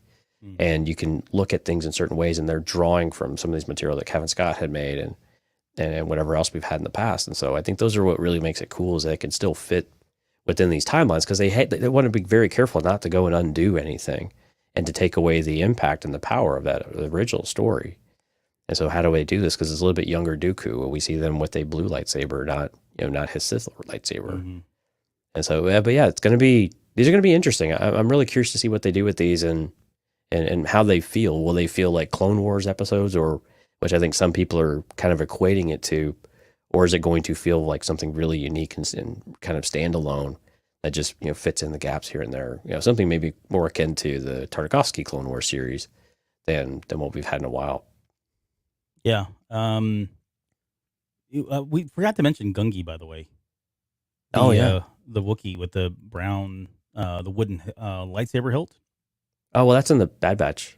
Yeah. Oh, no, it's a Bad Batch. Sorry. That's Bad Batch. I'm sorry. Yeah. I was thinking he was in this one here. That's day 4, which we're about to come to in just a second. You went to the Marvel Comics panel. Yeah, I did. How was that? It was really good. It was a lot of the same type of folks we'd seen all weekend. So for kind of the main writers that we kind of deal with, Charles Soule and Kevin Scott were there. Alyssa Wong, who writes Dr. Aphra. Ronald, I could never remember his last name, but he is so awesome. He's the one writing the Mandalorian adaptation, which is always interesting to listen to him do this, because it's single-handedly the most difficult, but also the most fun task he's had, project, because you have to take something that you have all of this you've got all the visuals for it. You have to capture the spirit of the show, but you've got to condense it to 32 pages, and still capture everything you want, and then still not feel like a complete rehash of everything while you're still telling the same story. So he's like, it's a bit maddening at times, but it's a lot of fun. And there were, I think, 2 or 3 other folks up there too, and their names are escaping me. But again, it was more reinforcing some of the same things we had seen on the Lucasfilm on the High Republic publishing panel. Yeah. But it was, again, Blade of Bardotta was an interesting one. So the High Republic, the Blade, again, set in phase 2, so 150 years before, focuses on Porter Engle. But what's really interesting is Charles Soule said that we are going to see things done with a lightsaber. He really wanted to push what we had seen on a page done with a lightsaber, and really done with a lightsaber, period. And we know that Porter Engle is something special. And so it was really interesting to hear that.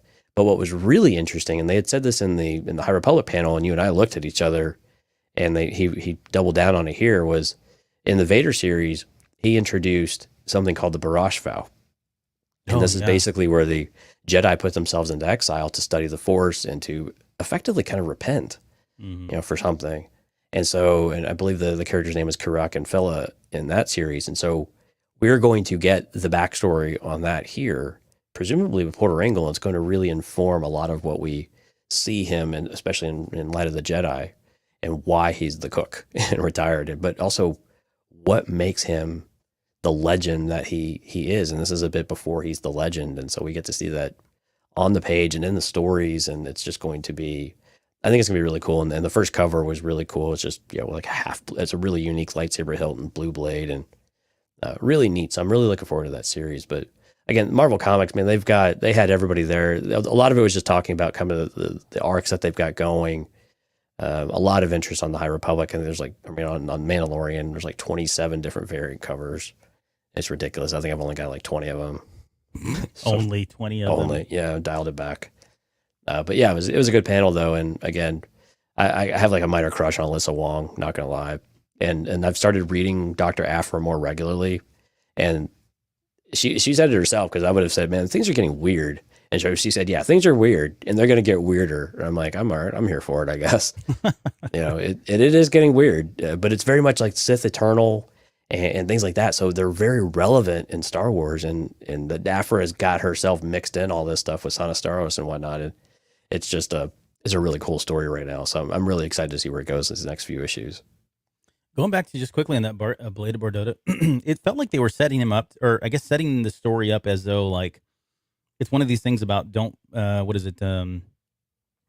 confronting your idols and getting I forget the term, right? But it sounded like everybody holds him in high regard. However, there was a period of this man's life when he was not. Like, I don't know. He's either a maverick and doing some really horrible things, or did what had to be done that no one else could do. But it sounds like he's got a dark and troubled past that he's different now. Like now he's the happy-go-lucky chef, right? And it is an archetype, I guess, right? You've got people that have, like I'm trying to think of a good example, but people that were in Vietnam and did some really horrible things, and because they had to, right? It was war or whatever the reason was. But then, in their older years, people only know them as this jolly person who loves life, because they didn't get that, right? They were troubled for so many years, and they had to go through something that liberated them and freed them in some way. It sounds like we're going to get something like that from him, based on what they're saying, which would be awesome to see. I mean, we've already commented.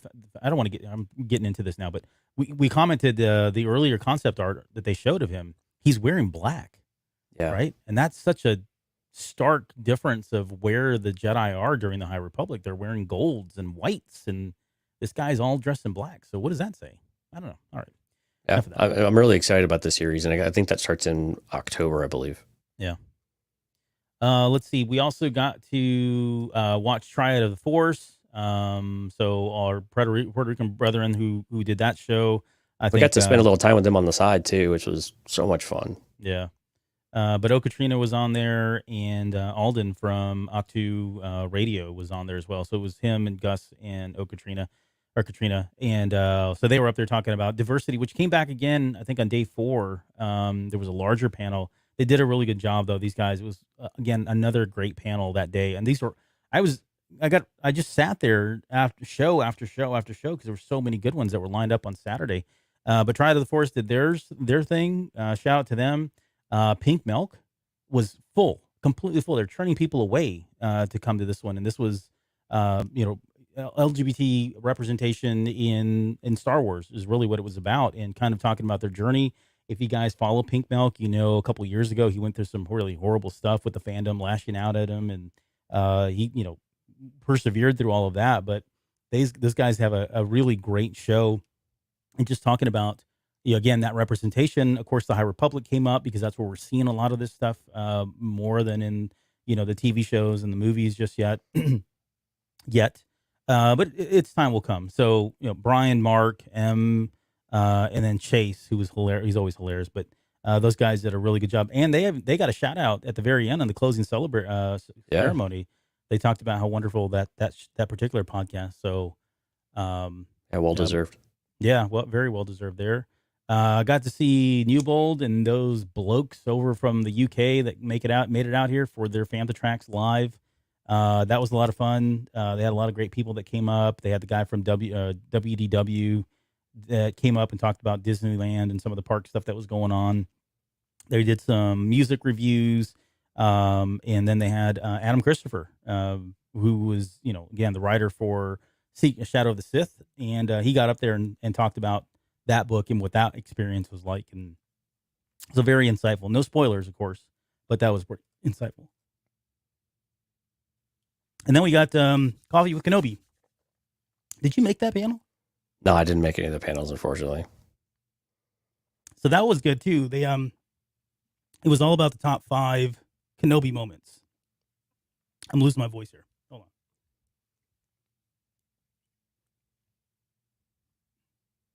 Don't worry, we'll edit this so you won't really notice. I don't think I've got it back yet, but it was the top 5 Kenobi moments, which was really cool. It was funny to see that they had the same moments when they got up there. But at the very end, they allowed people to go up on stage and kind of share their favorite moments or moments that weren't covered.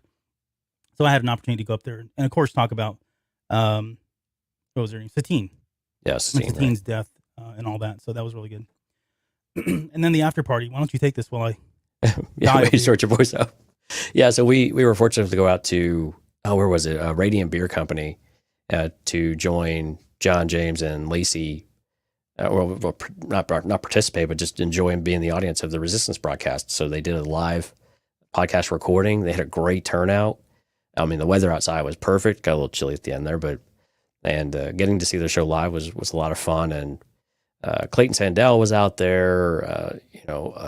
It was really funny. We took some pictures with the crew afterwards and posted them online, and we all tagged each other on it. And then there was somebody else in the crowd apparently that was like, their mind was blown because they didn't realize we were there. And apparently Resistance Broadcast and Cantina Cast are their 2 favorite shows. And so I was like, oh damn, I wish we would have. One of us probably should have wore Cantina Cast something, so it was more obvious. But we don't. I mean, it was their show. We don't want it's their crew, it's their patrons, and they had a really cool setup though. They had cameras. They were live streaming for their Patreon members.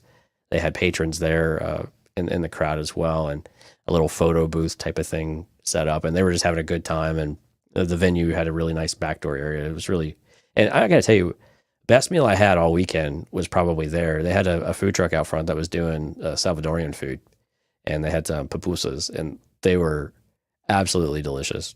Absolutely delicious. I know I got there and I had already eaten Chipotle. So, yeah, well, I am nothing if not predictable when it comes to. Yeah, we have so many stories about walking, and one in particular, walking forever to go to a Chipotle for Albert.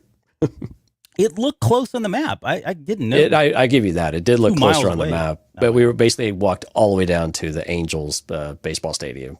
Yeah, from a hotel across the highway and everything else. Yeah, there were some moments there where my life was at risk. I'm not going to lie. I felt like my life was at risk. Thankfully, we were in a pack. Always travel in a group, but no, those folks are so amazing. I'm so glad that we ran into Lacey and she was able to. She invited us out to come participate, and they were. Man, they really knocked it out of the park. It was a bit of emotional, a lot of fun, a lot of laughs and things like that. So they just kind of recounted their time there at Celebration and what it meant for them. And they really, John had a really kind of powerful moment of, it's a big sacrifice on families for all of us to be able to go do these things, especially as we're kind of, quote unquote, working on it. And there's folks at home taking care of the normal day-to-day stuff, and that allowed us the opportunity. And it was very powerful. I mean, and being away from kids and being away from loved ones, and it's very tough to do that. And so it was nice to hear people remind everyone of that too, that this isn't a family vacation all the time, but there's people behind the scenes who support us all the time. Yeah, that was a lot of fun. I really enjoyed it, and got a lot of cool swag from them as well. Got a cool man, I picture. should have had it. Yeah, I got my Make Solo 2 Happen stickers. I'm on board, man. I'm all over it. George They're the Lucas called champion. in. Oh yeah, that's right. They had George Lucas call in. That was really funny. That was hilarious. Of course, it was not really George Lucas, but the guy did a pretty good job of impersonating him on the air. Okay, let's get into day 4. And this was really short because there really wasn't a whole lot that went on. A Galaxy for Everyone, Latinx representation in Star Wars. Again, it was this was a massive panel. A lot of Latino X or Latinx people up there on stage. Hector Navarro was up there. Danny Fernandez. They had Katrina was up there again. I'm going to miss somebody. Rocha was up there. I'm trying to remember everybody. But it was really about, the representation. And not to harp on this because I'm not going to. But I will talk about it in future episodes. But really, really, really great panel. I really enjoyed it. So that was great. Of course, the Bad Batch season 2 trailer. Did you go to that one or not? I know you got in. Yeah. I had I had passes for that one, and it was a lot of fun. They had Michelle Ong, who does the voice for Omega. D. Bradley Baker, of course, was there, and then had the writers, hosted by David Collins. Dave Filoni came in and introduced everyone, because Dave Filoni really has stepped away from the animation side of things, but he is, as he's moved over to live action. But he's really set up a crew over there that just, and what was really cool is they had a lot of the crew in the audience down on the floor in the seats, and so they actually had them stand up and be recognized as well. And so it was really cool. They kind of brought the whole crew with them, the whole staff, because it takes so many people to make these things work. It's not just the voice actors or just the writers, or just the editors. There's so many different people that make these things happen. And so it was really cool to hear some of those stories. And the panel itself was it wasn't super, there wasn't a lot of insight into a lot of it. You could tell that they don't do this very often to where they talk about it, but but it was really cool that we did get to see an exclusive, not only exclusive trailer, which is different than the one that is released in the public right now, but we also got a clip of the first episode, which you can see a lot of in the trailers themselves, which was pretty good. And the animation is just mind-boggling good. I mean, there was a water scene, and then it was just absolutely beautiful. I mean, again, granted, we've talked about this. The animatics that they're doing on these shows now, these cartoon, quote unquote cartoons, is just downright amazing. And so, but it was a good panel. D. Bradley Baker, of course, was on point because he did so many of the different voices. And of course, when the trailer came out, I didn't even know. So here's the thing: when they rolled the trailer, people are yelling and screaming every 5 seconds. When they just see the Lucasfilm logo, they go crazy. And then there's talk, and you just can't catch everything. And so I had no idea until like that night, or maybe I was at the airport. I can't remember where it was, to where I didn't even realize that Cody's name was mentioned in the trailer. Like the Commander Cody was in the trailer. I heard about because that. Yeah, because every time it was mentioned, it was either too echoey, and then people would start yelling. So clearly somebody heard it, or they were just excited to be excited. And so that's the one drawback to being in those places. Like, you don't catch everything, and it's all kind of coming at you fast. But we got to watch it a couple of times, which is cool. And it's always fun to be around people and hear the excitement. But what was also neat about that panel, though, is that Michelle Long and D. Bradley Baker did a live reading of one of the scripts from the previous season as well. So it was really cool, watching them interact. Yeah, because they really do. D. Bradley Baker really does all the voices, like, live. And so they have a bit of a narrator going on that, like, sets the scene up, and it helps them do it. But yeah, you just hear them talking, and you're like, yeah, this is the episode. Wow, that's pretty cool. Yeah, it's pretty neat. Michelle Long is just, she's super cool, and it just, the energy and the excitement she has to be there, it's awesome too. So it was a good panel, not super insightful, but of course, everyone kind of got what they were wanting to be there with the live performance, but also the trailers and the sneak peek and all that good stuff. Yeah, we'll break down both trailers because I did see. They didn't give us a release date, by the way. They just said fall. So we'll have to figure out what the timing of all this stuff looks like. But we're getting 16 episodes of it. Wow. Yeah, it's great. We'll have to. I found both of them, so a lot of the footage was covered in both. Yeah. But there are some things I think that are very unique to one and the other, especially what's being said. Yeah. That's probably the most important thing. Yeah, absolutely. It was a different shakeup, especially where they slotted like the Emperor's appearance and stuff. Yep, exactly. We got him at the very end of the trailer, which was actually, I thought, more powerful than what the official trailer has. Cool. Let's see, what else we got here? That led us into the closing ceremony. Pretty short and sweet. There wasn't a whole lot there. Of course, they brought out Rupert Friend and announced that Celebration was going to be in Europe in less than a year. Yeah, April 7th through 10th at the Excel Center in London. Easter weekend. So for any of you atheists out there, this is the perfect time to go. Gosh. But yeah, I don't know. There's a lot of people that are upset because they're like, oh, why is this on Easter weekend? I don't know. They probably got a good deal on the venue. That'd be my guess.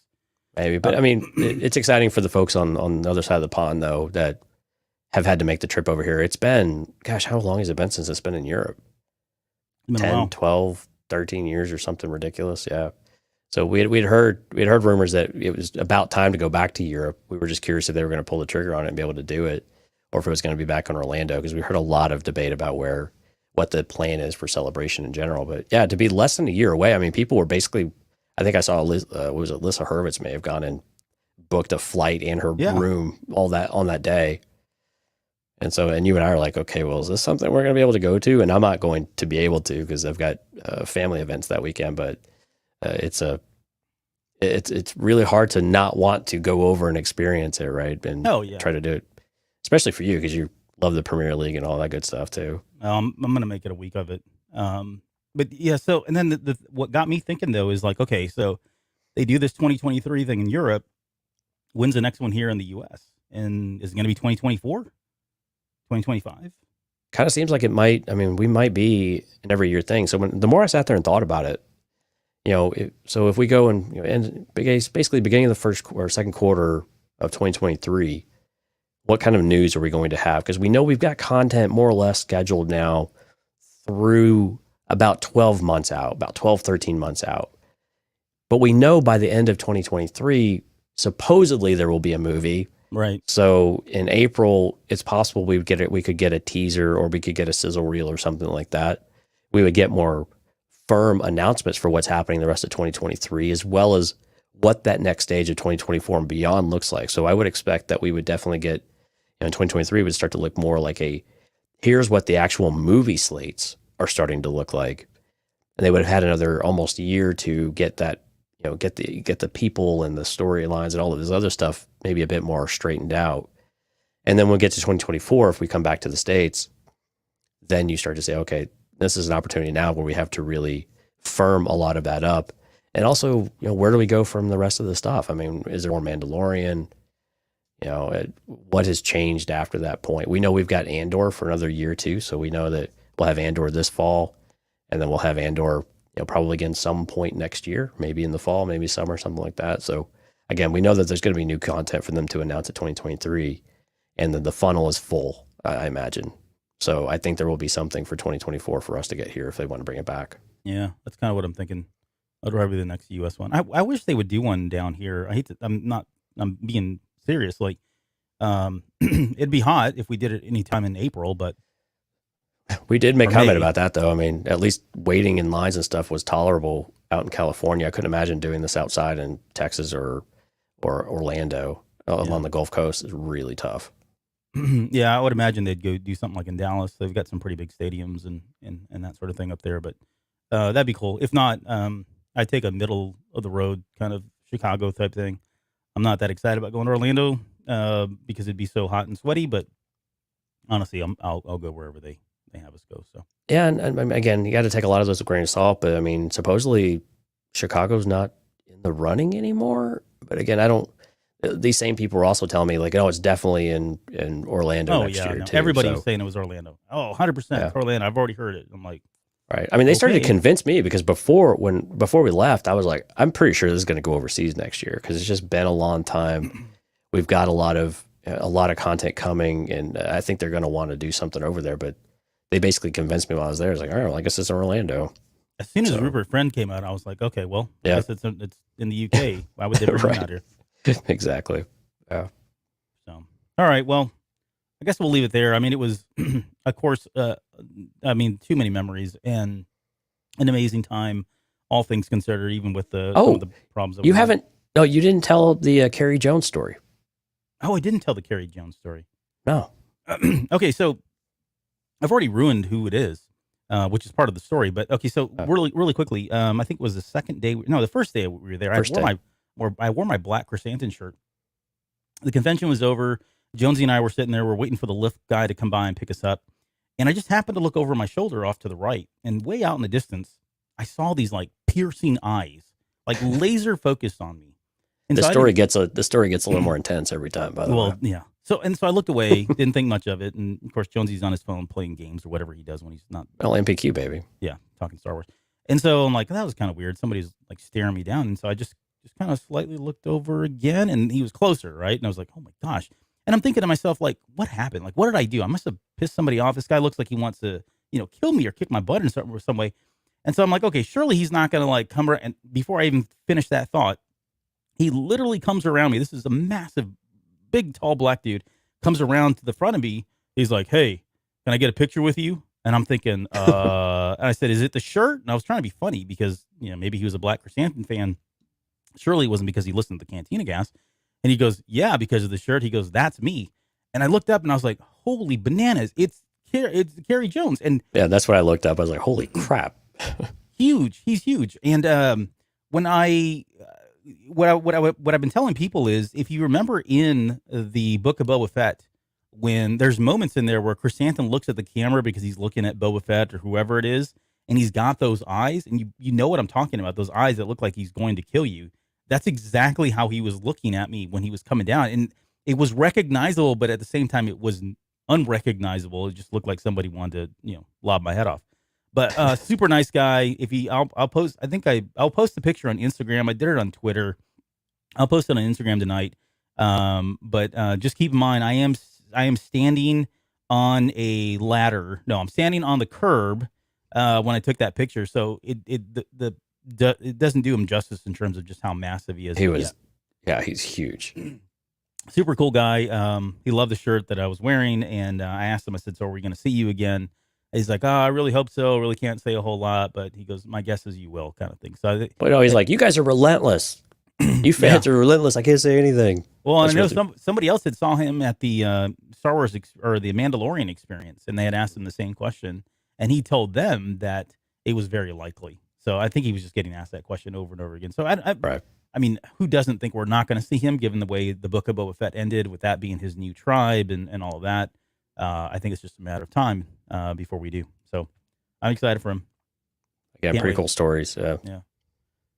Well, and on that note, then like Adam Christopher just walking down the aisle on the last day. We're in the line for closing ceremonies, and we just stopped out there and started talking to him again. And, and again, first time I got to really kind of talk to him one-on-one like that, but also it was just really cool. He's just a fan like the rest of us, interested in maybe collaborating in the future. It'd be kind of cool.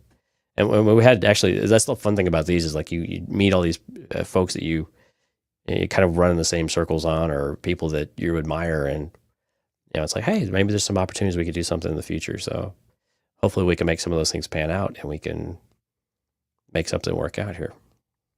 Yeah, I can't wait. Especially with Shadow of the Sith, I'd love to be able to get some insight there. That'd be really cool. Yeah, he was in a different panel. After a different panel, when I was talking to him, he said that he was really nervous about how this book was going to be well received, and I still can't say a whole lot. But yeah, he's got nothing to worry about. I think this book is for real, folks. It's good. He's already hit the bestseller list on Barnes and Noble. Yeah, we were standing there. He's like, I just got this, and he's like, I don't know how this is possible, but we're just pre-orders alone. He's officially a bestseller, a New York Times bestseller. So it was super exciting to be able to kind of see that. Really, I think you could kind of see that relief wash over him a little bit. They're like, oh wow, this is really kind of happening. Yeah, but get that book, guys. We'll talk about it more here.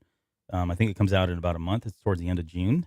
June 28th, I believe. Yeah. Yeah, and then like 2 weeks prior to is when the embargo lifts. So we'll do a show on that, and then I jokingly told him we dedicate about 14 to 15 hours, and he listens to the show, so he was well aware of what we do. So that bodes well. Yeah. So again, thanks Adam Christopher for coming out for the podcast, but also just all the kind words and for taking a few minutes to talk with us. That was a lot of fun. Yeah, that support's awesome.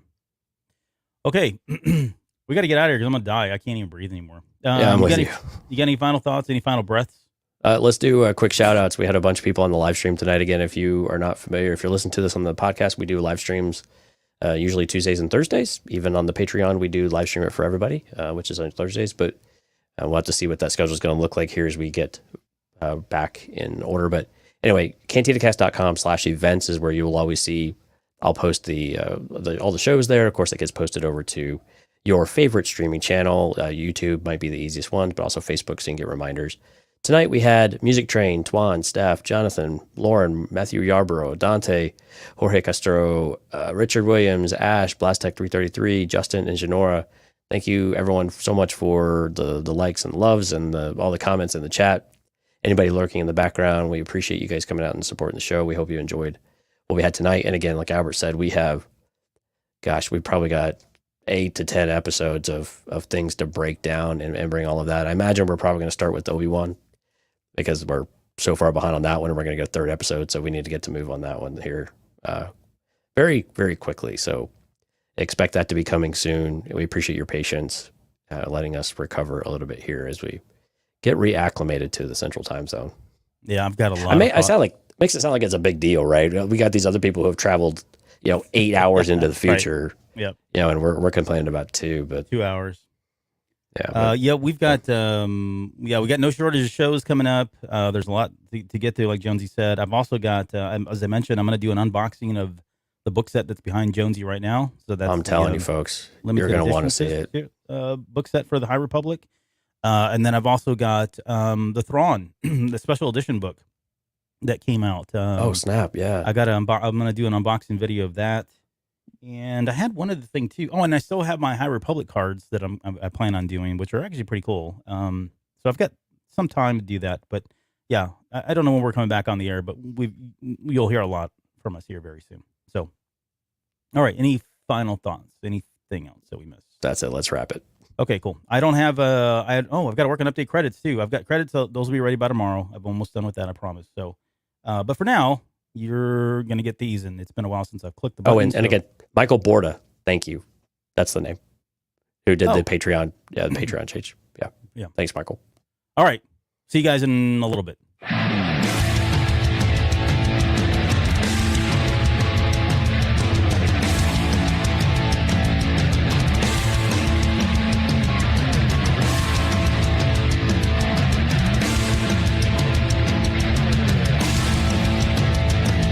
You're still listening? Wow, that's amazing. Well, I'm here to give you the disclaimer.